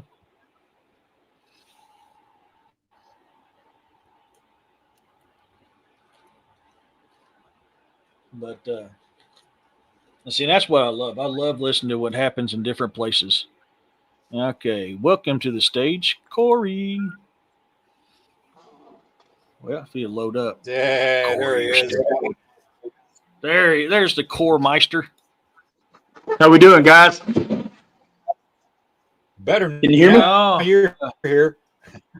Can you hear me? Yeah, I can hear you, and I'm fair to middle. I want to bring Josh on with us too, and we just kind of talk at the same time because Josh has not got a whole lot of time for him to be on. So, Josh, welcome to the show as well, buddy. How we doing, bro? Howdy doodle. Okay. I'm doing all right. I ain't gonna lie, I'm tired. I didn't come back in the house until 6 in the morning. Oh yeah. Yeah, I got to sleep around midnight last night. Had to be up at 6 o'clock in the morning, take the daughter to I got work, 2 and then I hours had to of get sleep and my wife got me up for church.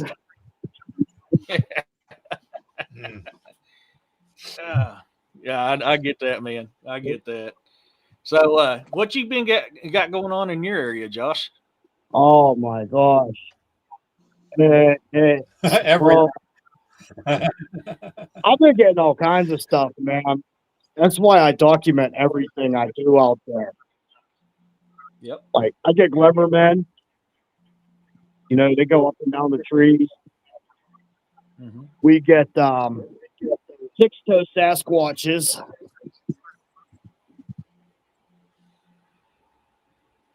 Oh, I'm lagging. Yeah, you're But fine. all we right. have some definitely dogmen as well. The Glimmermen. We have the six-toe squatches, which are the descendants of the Nephilim, I believe.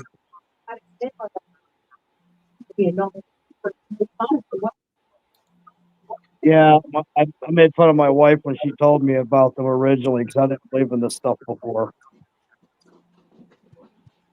You tell Jessica we all said hello, and Here, here, you can tell it. Jessica.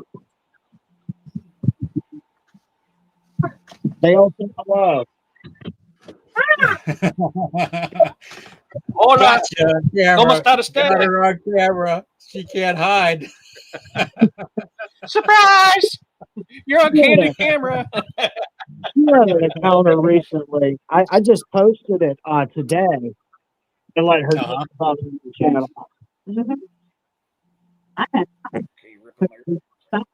I know you have. Dude, come on. Fun. But she had an experience recently. This white figure, and it was between 7 and 9 feet tall. And when she seen it, it like folded backwards. And as it was collapsing backwards, it rotated its, like, I guess you would say its spine right below the rib cage to where the front of, I don't know how to explain it. Here, she threw it. This was, it's standing up. And then she said when it went down, it did that, but it did like a rotation. Hmm. And it went underneath the fence. Hey, Josh. Yeah. Hey, could you hold that a little closer up and let me get a good look at it? I think I know where you're going, Corey. I think you do too. Yeah. How close did she get to it? I'll show you. I will show you. She was by this bush right here. I'm showing you. You see this bush right here? Yeah. She was standing there. It was between that tree and that big bush over there. So that's about 25 yards. Wow.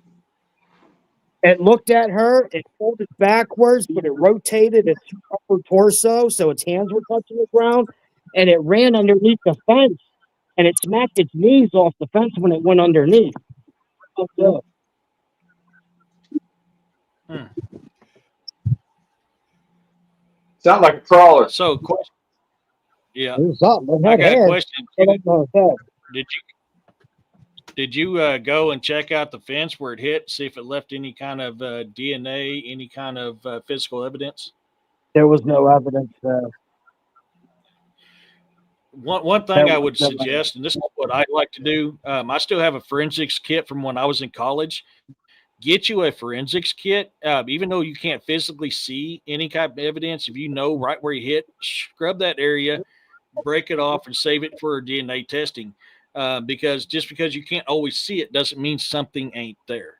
So once you scrub it with that swab test, once you scrub it with that swab test, then you can go through with like the fingerprint powder and see if you can lift something else. You don't want to do the fingerprint powder first because that'll screw the DNA up. So you always check for the DNA first, then you go through and under test. Definitely a crawler. I have squatch fingerprints from when it carried me up the hill when I slipped a disc, when it had picked me up on my belt in the back of my shirt, left handprints on the back of my shirt, the dirt. I lifted them with tape, and their prints are different than ours. They don't loop like ours do. They go across. Mm-hmm. And they have 6 fingers, 6 toes here. But that ain't the same everywhere. I know that. Well, and that could be a difference in species, or that could be, like I've said one time, there could be a type of inbreeding which causes a what am I thinking of? A deformity. So, I mean, it could be one of those, if not both. See, my thing though is inbreeding does make sense. But the thing with me is I'm finding tracks from 5.5 inches in length up to 21 inches in length. All That's in between, and they're all 6 toes. So that would, that would tell me right there that that's a different species, and that's just how genetic. they're genetically made. Yep. That's Descendants of Nephilim, I believe. Mm. Yep. Yep. Yeah. Exactly. Yeah.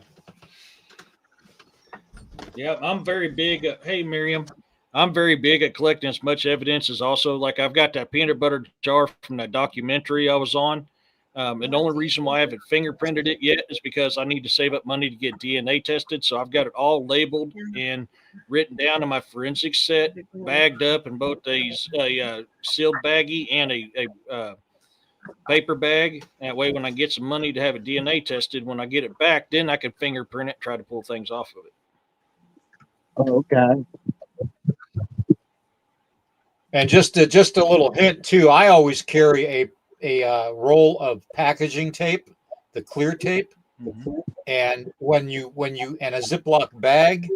And whenever you encounter something, whether it's hair on the side of a tree or whether it's a rub mark, I always take that tape after I take several pictures of it, and I'll put it over the area, like if it's a fence or if it's a tree trunk or a root or a fallen tree, and I'll put that tape down and pull off whatever I can't see with my eye onto the tape, and I'll fold that tape in half and put it in the bag. Okay, as evidence collection also. Just to that's a poor man's kit, basically, is what it is. So I actually have a couple of hair samples. I'm giving a few away. They're unique. The angle of light you shine on their hairs, these ones' hairs at least, they change color with the angles of light.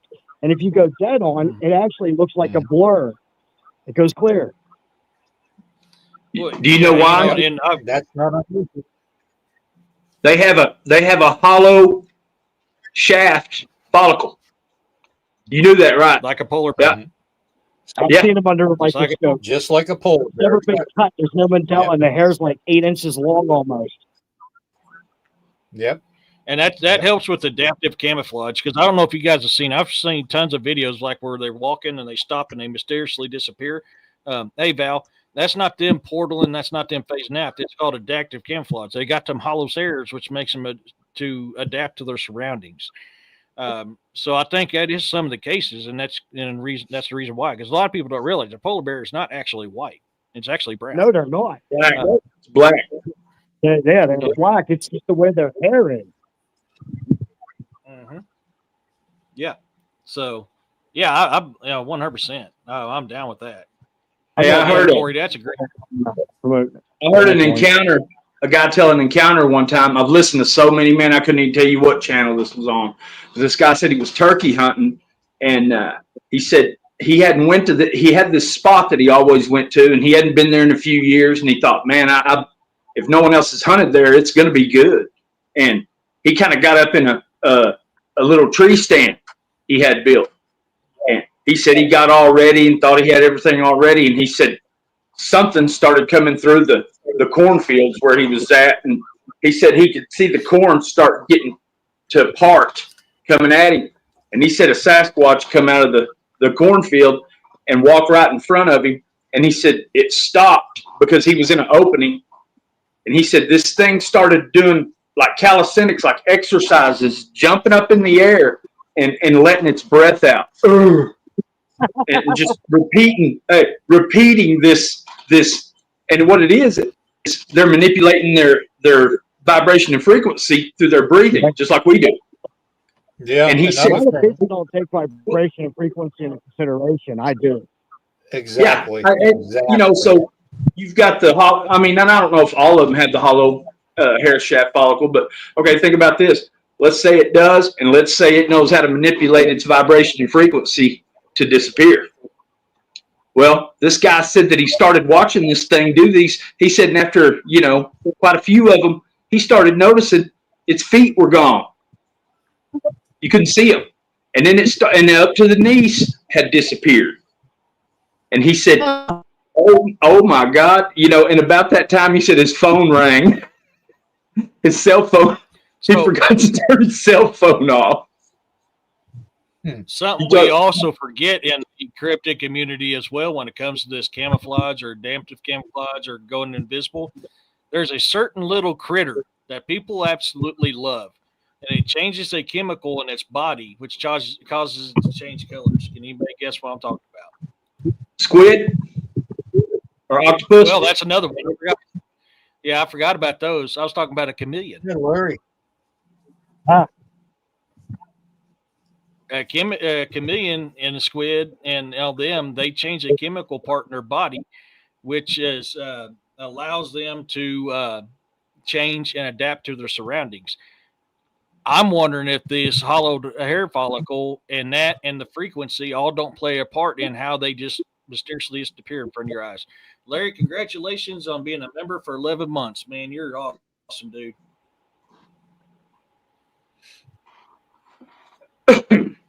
Yeah, look at that. That's squatchy. Yeah. Check this out. The reason I'm showing you this, all right? You see where I have a trail camera right here with a compass in front of it. Mm-hmm. I'm trying to see if this compass would turn around because of something that happened here. I have another trail cam there. And what happened was, it was about 2 years ago. This X had a black void that started fluttering real fast. It was jet black. And there was cloaked entities coming in and out of it. And then when it ended, it stayed open for an hour and 5 minutes. And when it ended, it was a flashing yellowish orange light. And then nothing. Mm-hmm. Yep. Creepy. Oh yeah. And then the video wouldn't export. I literally had to go live to show it because it refused to export the SD card. Let me ask you something too, Josh. What kind of cave systems you got there locally? Anthracite.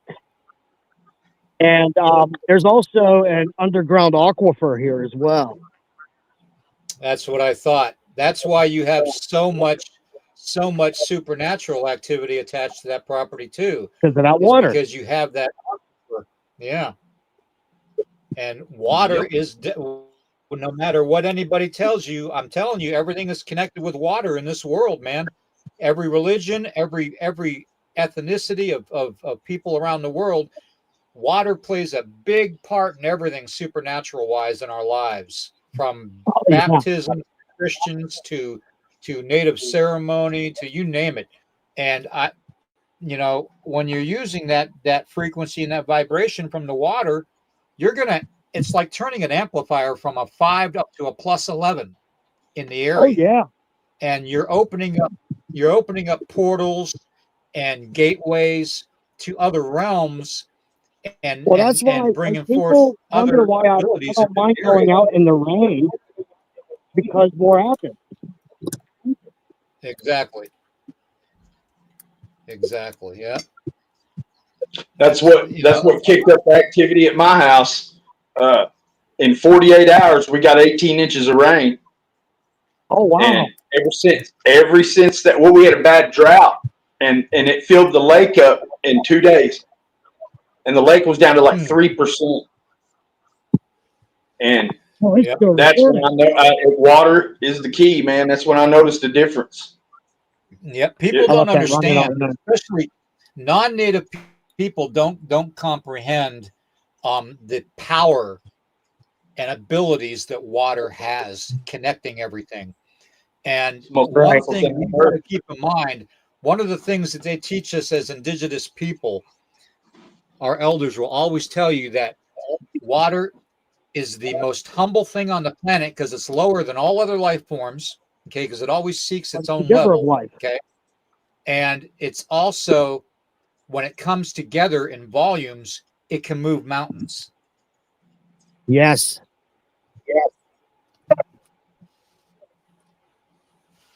I don't think you're alone out there, buddy. Who, me? Mm-hmm. Oh, I know I'm not. Look at him. I keep getting a feeling something's behind you watching you. Yeah. Did you say you had a compass? Up there, yeah. What was it doing? Leaving stuff like storm map. Yeah, up there hanging in front of my one trail camera. Does it ever start acting screwy? Because of that phenomenon that happened at that accident, I hung a compass with a trail camera to see if it does that.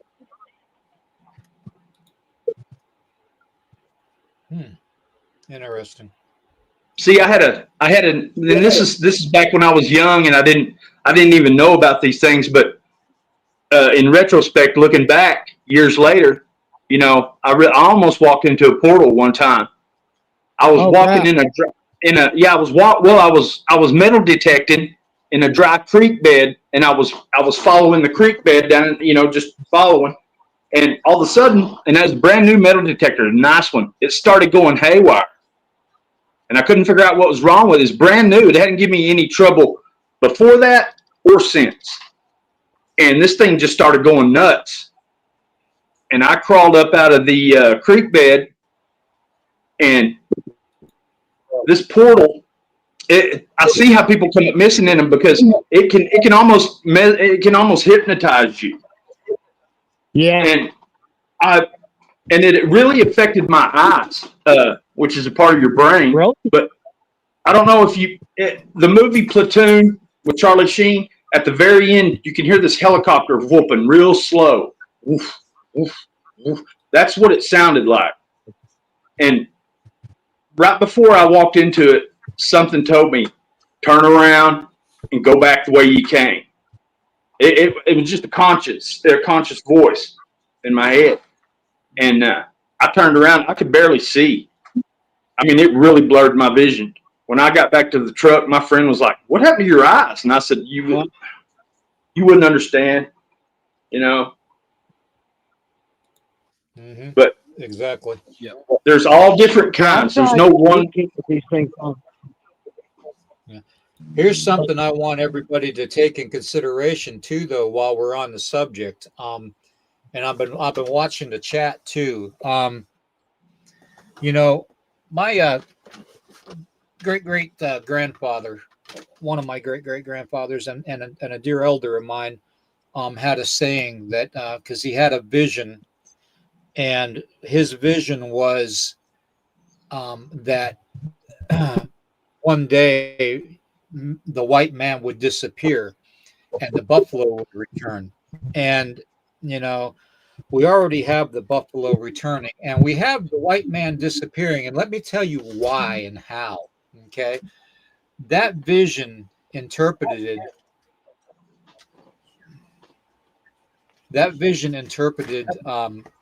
through my elders and stuff was interpreted as basically not seeing the white man disappearing per se as far as a bloodline or a lineage of being, but that they would be having our bloodline, the native bloodline, connected to them in some way, shape, or form, whether it's through intermarriages or relationships or one way or another.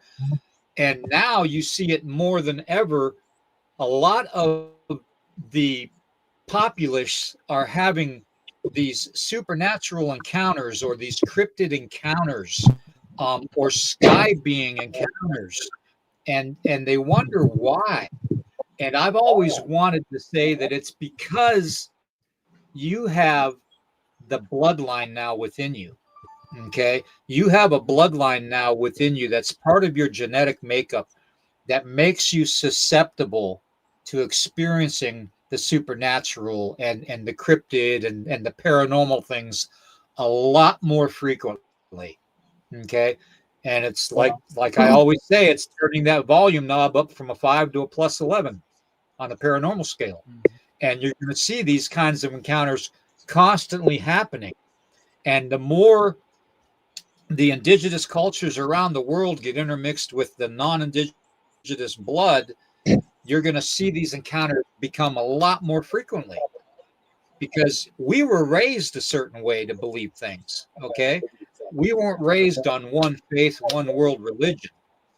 Okay. And a lot of non-native people that question these things, they don't have that experience, that bloodline to open up their eyes to see these things. Okay, and to encounter these things and experience these things. So, and that's coming from an old Indian myself and a Wachashiwakan. Okay, so take it for what it's worth. It's exactly what it is, and that's why I always try to instill upon everybody. You have to question everything. You just don't take your Yeah. eyesight as the main thing to rationalize things. Use your heart. Use your fingers, That's your hand. practically what it is. Yeah. You know. I just So focus on the flashes, ignoring everything else. exactly. Well, people seem to forget that the only thing that's different between us, besides our beliefs, is just the color of our skin. You open us up, we all bleed red. Our muscle tissue looks the same. Our our bones look the same. Our insides look the same. We are the same. It's just one has one color or one has another color, and that's really the only difference besides your belief system. So we're all brothers and sisters in one form or another, just because we have a different skin color. You have to have two hearts, though.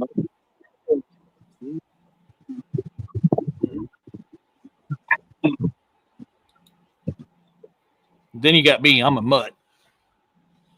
Me too. I'm a fluffy mutt. Mutt. Cherokee and Dutch. But I guarantee that part of your bloodlines being Native American makes you more susceptible to having occurrences when you're dealing with these kind of subject matters. And that's just my own belief. Okay, that doesn't make it factual, but it actually makes sense if you think about it, because we were so in tune with the environment and interacting with wildlife and nature back in the day, before the white man came here. Okay. Of course, that's going to continue within our bloodline. You guys are trading with them.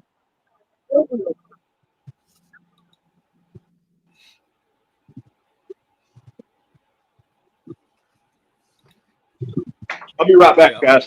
Well, I mean, look at our ancestors. They believed in this stuff too, all across the world. You look at our ancestors all across the world; they believe the exact same thing. It's only recently, within the last 100 years, 200 years max, that we didn't believe in this stuff anymore.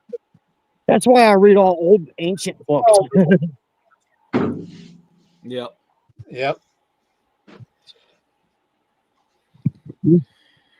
Who was the group of individuals, the people from around Italy that came here before, like around the 1300s, during when the Norse people were coming here, the Vikings were coming here, that did the sacrifices of blood with the bull, where they actually would drown a person with the blood from the sacrifice underneath it in a pit. I can't remember. I think it started with a P. I can't remember what the name of them were. Phoenician? But, no, not Polynesian. They came Phoenician. from Phoenician. That's it. Yeah, Phoenician. And when you think about that, those groups of individuals came here for a specific reason. Okay. Just like the Druids were interested in this land, they felt the power and the vibration from this land that we take for granted every day of our lives, and show disrespect to. And now those powers from the land, from Mother Earth, are coming forward and slapping us in the face and saying, you know what, humanity better wake up, plain and simple, or we're going to release things on humanity that they don't want released. Oh, it's coming. Bet that. Those who are not awake is going to be the most affected by it too. And the reason most people dismiss it and laugh at you and stuff is they're scared. That's it. It's a defense mechanism, because a lot of them don't want to know. That's, or a lot of them know to admit it. Yeah, because if they have to admit it, then they're going to be scared. And to me, man, I listen and learn to everything I can, because I think it's going to prepare me for when something new happens. And when I had my dog man encounter with those two, I didn't freak out. You know, I stayed calm, and I was more curious than anything. You know, I even kind of teased my buddy when I told him to go up there and look in that hole through that thicket. I was just he was armed, so you know, I figured he'd been all right. Well, when you display fear, you feed him. Huh? There was two of them, and they had wallered out a hole through a thicket to watch us. And we were arrowhead hunting, and I went to the truck first. And man, when my friend was coming to the truck, that first one just sidestepped out, and the back side of that thicket's washed out, so you stand a lot lower, you know. So when it jetted to its right, I couldn't see it come out of the end of the thicket, you know. And what got my attention was that second one sitting there watching me, and I thought, what in the hell, you know. And about that time he come walking up, and dude, we've known each other since we were like elementary school, so we kind of do stuff to each other sometimes that a lot of people say, well, that's just mean. Well, you know, when you've grown up together, you know, you do stuff like that to each other. But people say, man, Corey, why are you so into this? And I said, because I don't want to be startled when I see it. You know, I think everything you can learn will help you when you have that encounter. And you bet your ass, chances are. Let me ask you this, Corey. Corey, let me ask you and Josh this and Eric this while I have you all on here.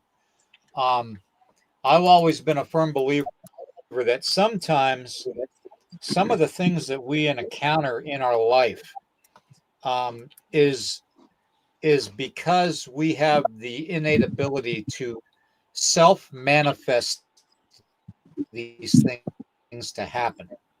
Okay. So, you know, and being from a bloodline that has done this since the beginning of the bloodline of my people, it is definitely a thing about self-manifesting. Okay. When you talk about the crops and stuff, you know, especially in the Southwest with the Dene people and the Hopi and the Zuni, you know, when they do prayers, a lot of our prayers, what people don't understand, a lot of our prayers aren't verbal. Okay. They're visual. Right. Okay. We use our psyche. We use our psyche to visualize things, and we say the prayer silently. Okay. And, you know, that's how we can manifest rain from happening, you know. And there's been accounts of medicine people bringing forth rain ceremonies through prayer that lasted 4 or 5 days in duration, to where they got an excess abundance of rain in the Southwest. So, you know, if we have these abilities to do that in prayer and ceremony that I've done my entire life, then what makes humanity think that they can't just obliviously think of something out of the ordinary or something scary to them and make it manifest? You know, it could play a big role in what a lot of people are experiencing that aren't of native blood. You know, also, my friend Jeremy, I think when we're together, we attract it. Exactly. Yeah. We do it individually, but for some reason, you know, and he's the kind of guy that we could hang out for hours and not even talk. And, you know, and when we get together, that's when the really crazy stuff seems to happen, you know. But I was going to tell you, I'm having activity in the house again, William. I've got these little things flying around. They're not like the big will-o-wisp that I seen that time go over Jeremy's head, that shadow wisp. These are small, and they stay low. Shadow. Oh, I had a shadow. Do you know what a will-o-wisp is? Have you ever? Well, they go across like this. This is how they fly. People say, well, they look like a snake in the air, but they'll go like this. They'll come across and they'll go. Here we and make that, like headlights in the woods. huh? Of those. Okay, outside they glow white. Yeah. Okay, but the one that was in my house was shadowy. Okay, and it was passing through my walls. Yeah, they can And do that. yeah, and it was, well, all day I could hear this dull thud that I've never heard before, and I kept thinking, man, that's not, because I had a raccoon up on my roof, and I'd let her live up there and have her babies. Well, it was that will-o-wisp passing through the walls all day, and I just happened to catch it, man. I just happened to raise up and look at the right time, and it went right over my friend's head and went in the corner of my bedroom, and I heard it go and thump through the wall, and I was like, I saw it, And if I hadn't looked up, I was watching a football game and it went to commercial, and I just happened to look up at that time. Only one person that I know of on the internet has ever caught one on like I think it was a photographer taking a picture of like a lake or a big pond, and he just happened to catch it in the shot. And it is exactly what I saw that night, except for when they're outside, they're white. Mm-hmm. But inside, dude, they're shadowy. Yep. I've actually seen those, Corey, where they glow golden color, like a yellow. Really? It's quite the experience. What's that? My wife grew up in that house across the street, and the orb went through their house. It curled their curtain rods. Really? Real quick, Josh, did I get your YouTube site correct when I posted that on both mine and William's deal? The YouTube at Elder. It'd be this one here. It came up as youtube.com at Elder Medicine Bear Claw. No, not Elder Medicine Bear Claw. That's somebody I used to associate with. Okay. I tried to help that channel until you're talking about other people. Yeah, I seen your stuff on there. That's why I was like, well, I better double check. My name on my little box right here is my channel name.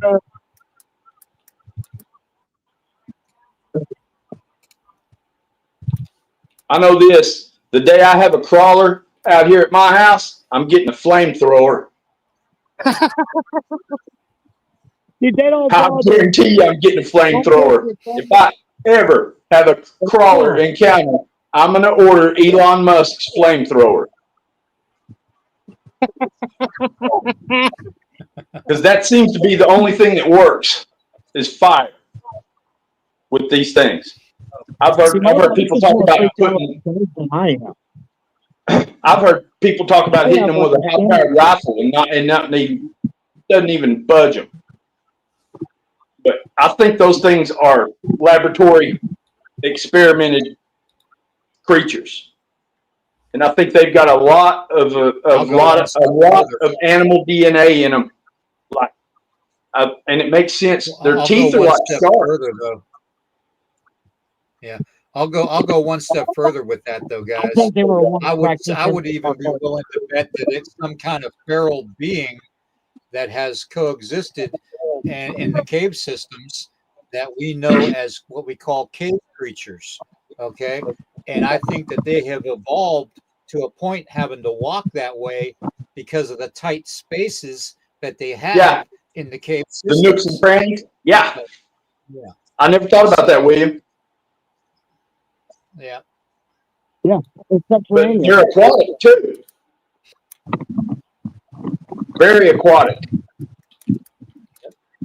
And to look at them, which you can't judge a book by its cover, they really, you wouldn't think they're that dangerous.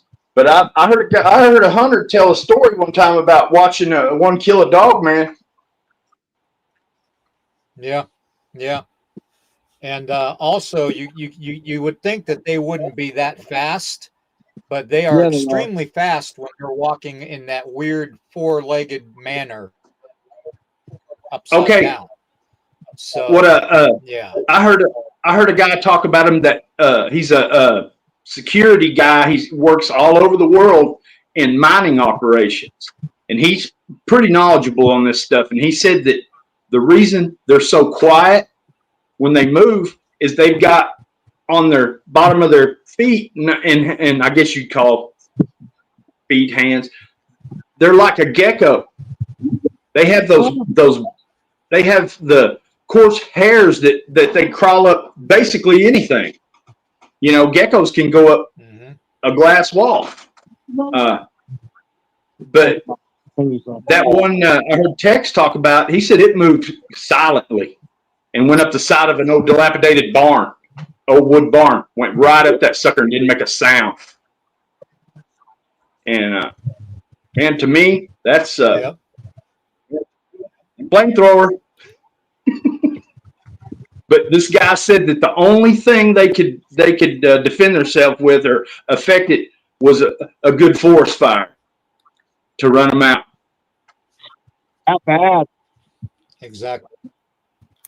And you have to wonder why there's so many wildfires going on in Canada and the U.S. right now, folks. Makes you wonder. Yes, sir. You know, it could be Mother Nature taking care of it too. But people don't know this. But like the Mayans, they used to go set big fires to take care of the underbrush so they wouldn't have one that got out of control on them. And I know you know this, William. The medicine man's job was to go out and burn the prairies to get the buffalo in during the spring. You know, to get the green grass going. That was their job. Yep. Exactly. You know, and you know, a lot of people they take it for granted. You know, the connection there again. You have that physical connection, that supernatural, spiritual connection of a physical being, like a native elder or a medicine person, that is connected so much to the environment and to the land and the punctuality of everything and the sacred hoop of life. You know, you have to take that into account. Okay, when Europeans came here across the Atlantic and the Pacific, they never listened to the indigenous inhabitants of the country. They took it for granted that we were just stupid, ignorant savages. Yeah, and you know, didn't believe a lot of our legends. But now, guess what? They're all coming true. Yep. Imagine that.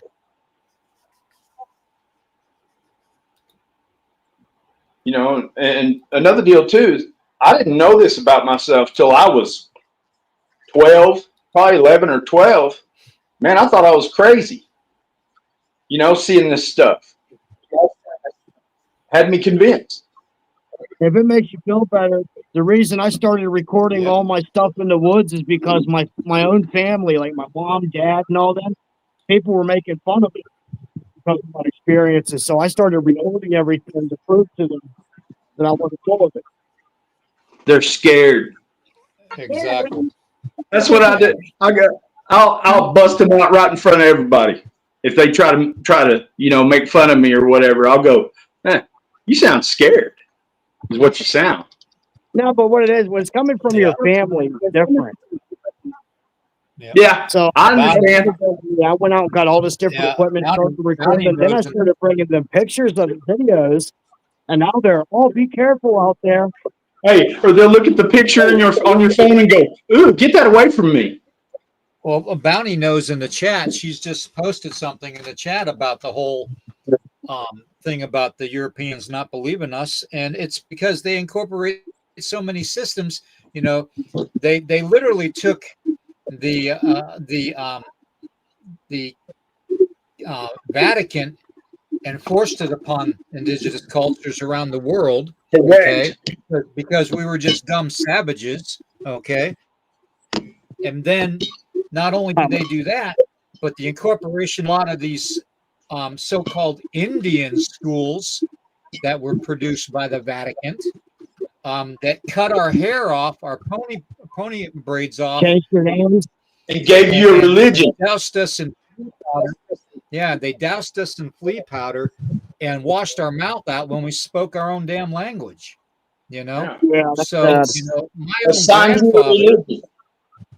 my grandfather actually escaped the Carlisle Indian School in Pennsylvania when he was like 13, 14 Yes. years old. And I found out my great grandfather did that too, William. Yeah, he literally just survived on his own by stealing people's clothing off their clotheslines and basically stealing their chickens and stuff like that, and eggs out of their outbuildings. So, you know, I mean, he lived a long time that way until he, you know, got to be an adult, and then he found out that, you know, you couldn't live that way in today's times the way they are. So, Hey, you know, I remember my own father, who didn't really talk too much about his bloodline to other people outside of our family, because of the fear back then. Because you got to understand, when I was growing up as a child in the 60s and the 70s, we weren't allowed to even do our own ceremonies. The federal agents, the FBI's and stuff, would come in our reservations and burn our sweat lodges down and arrest us for doing our own ceremonies. Right. You know, practicing our own beliefs. In the military, they would that was part of our cultures for thousands and thousands of years. You know, hey, my great granddad in the military burn it down. My great granddad joined the circus. Yeah. He got the hell out of there. Yeah, Nice. I mean, You know, that was actually the pretty amount smart. of brutality. Yeah, and it's ridiculous the amount of brutality they took against the indigenous people, and not only in North America, but around the world. I mean, even in Africa, even in Australia, even in South America, you know, even in parts of Ireland, you know, they took away the indigenous cultures because they were afraid of what they'd find out. Mm-hmm. That's Hey, correct. Yeah, All in the my military, weapons they won't let us with, go to sweat or anything like I- that because they say it's not recognized.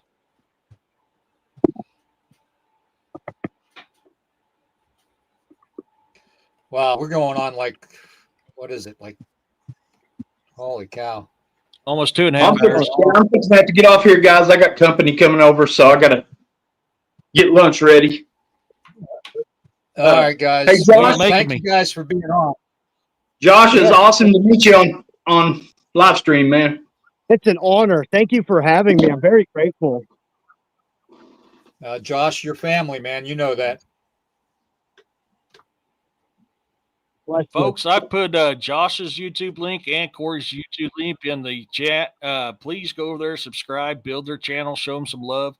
Give them a thumbs up, give them a howdy, and let them know we said hi. That encounter that my wife had, I released it today on my channel at noon. I'm grateful. Thank you. Stay vigilant with that thing. Yeah, definitely. Oh, I'm definitely vigilant. I've been doing this for 18 years. Man, those are the one thing that kind of creep me out. Not much bothers me, but anything that can twist like that and move like that. Oh yeah, and that guy I talked to, that security guy, he said that some of them can zap you like an eel. Oh, and he said that's how they incapacitate you in the woods. That's why the people say, "Well, man, he was just right behind me," you know. And he said they'll come off a tree and hit you with that thing and just take you right out. You won't make a sound. You know, so that's why the story goes, I think they do have the DNA of lots of amphibious creatures too. I got to go. I got company.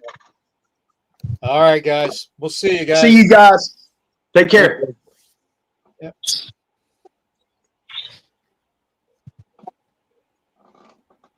right.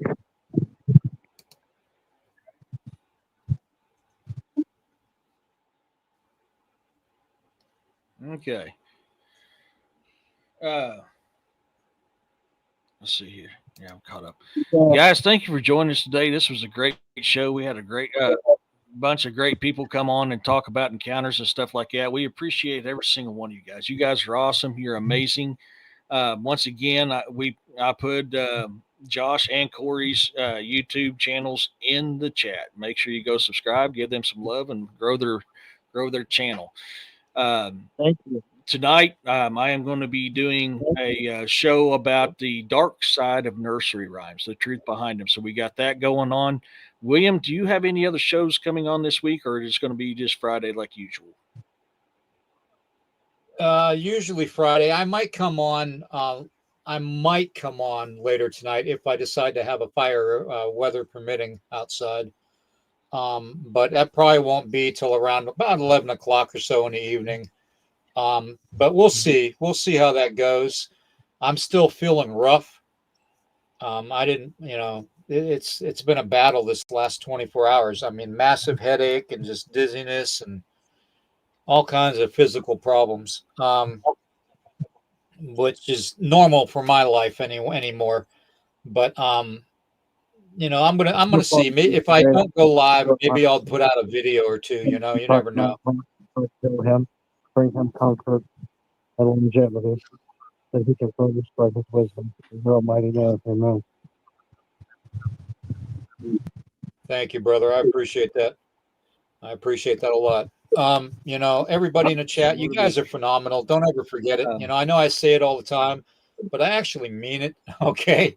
If it wasn't for the chat family and for you guys, having my back and talking about these things and bringing this stuff out in the open to talk about, it means a lot, and I think that I'm at a point in my life right now where finding the actual answers to a lot of this that's happening to humanity around the world actually is of the most urgency right now.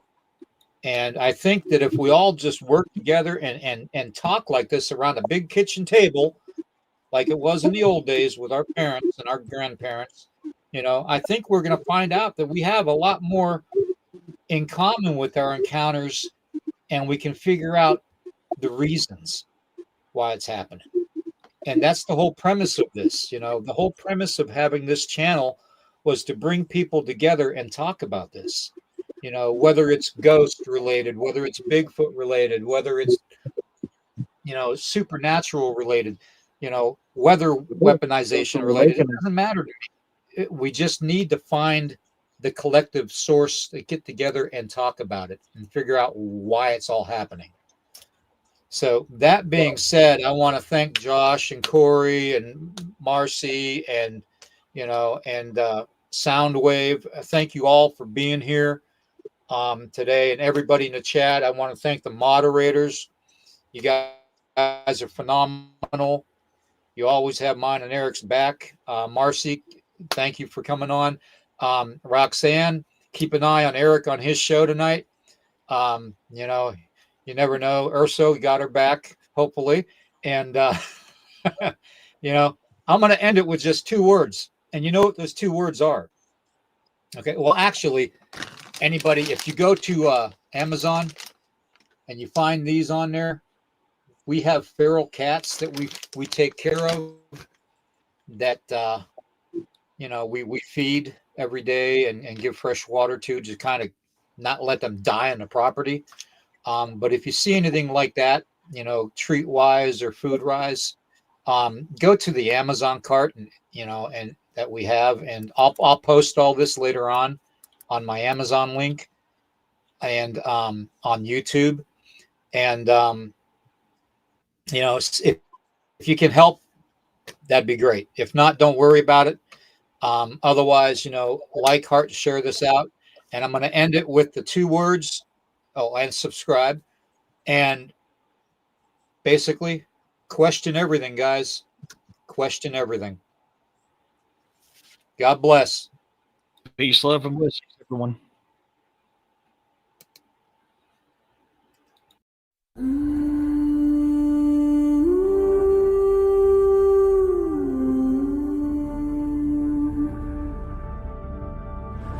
Through the mist we rise, a force unbroken, with banners high and hearts so old.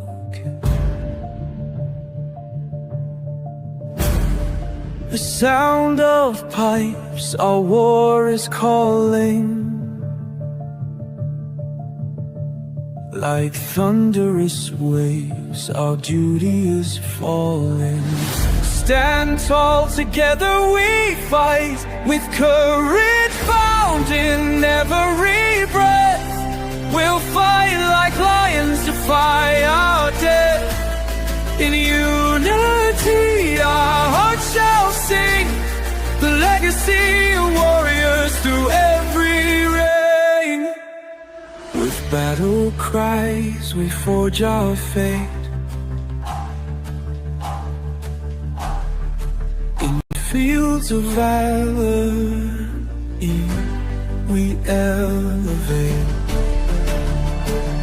As shadows loom, our spirits gleam. Brothers in arms, we are the dream. Fearless, we take the night with courage found in every breath. We'll fight like lions, defy our death. In unity, our hearts shall sing the legacy of warriors through every reign. As dawn breaks, we know our name.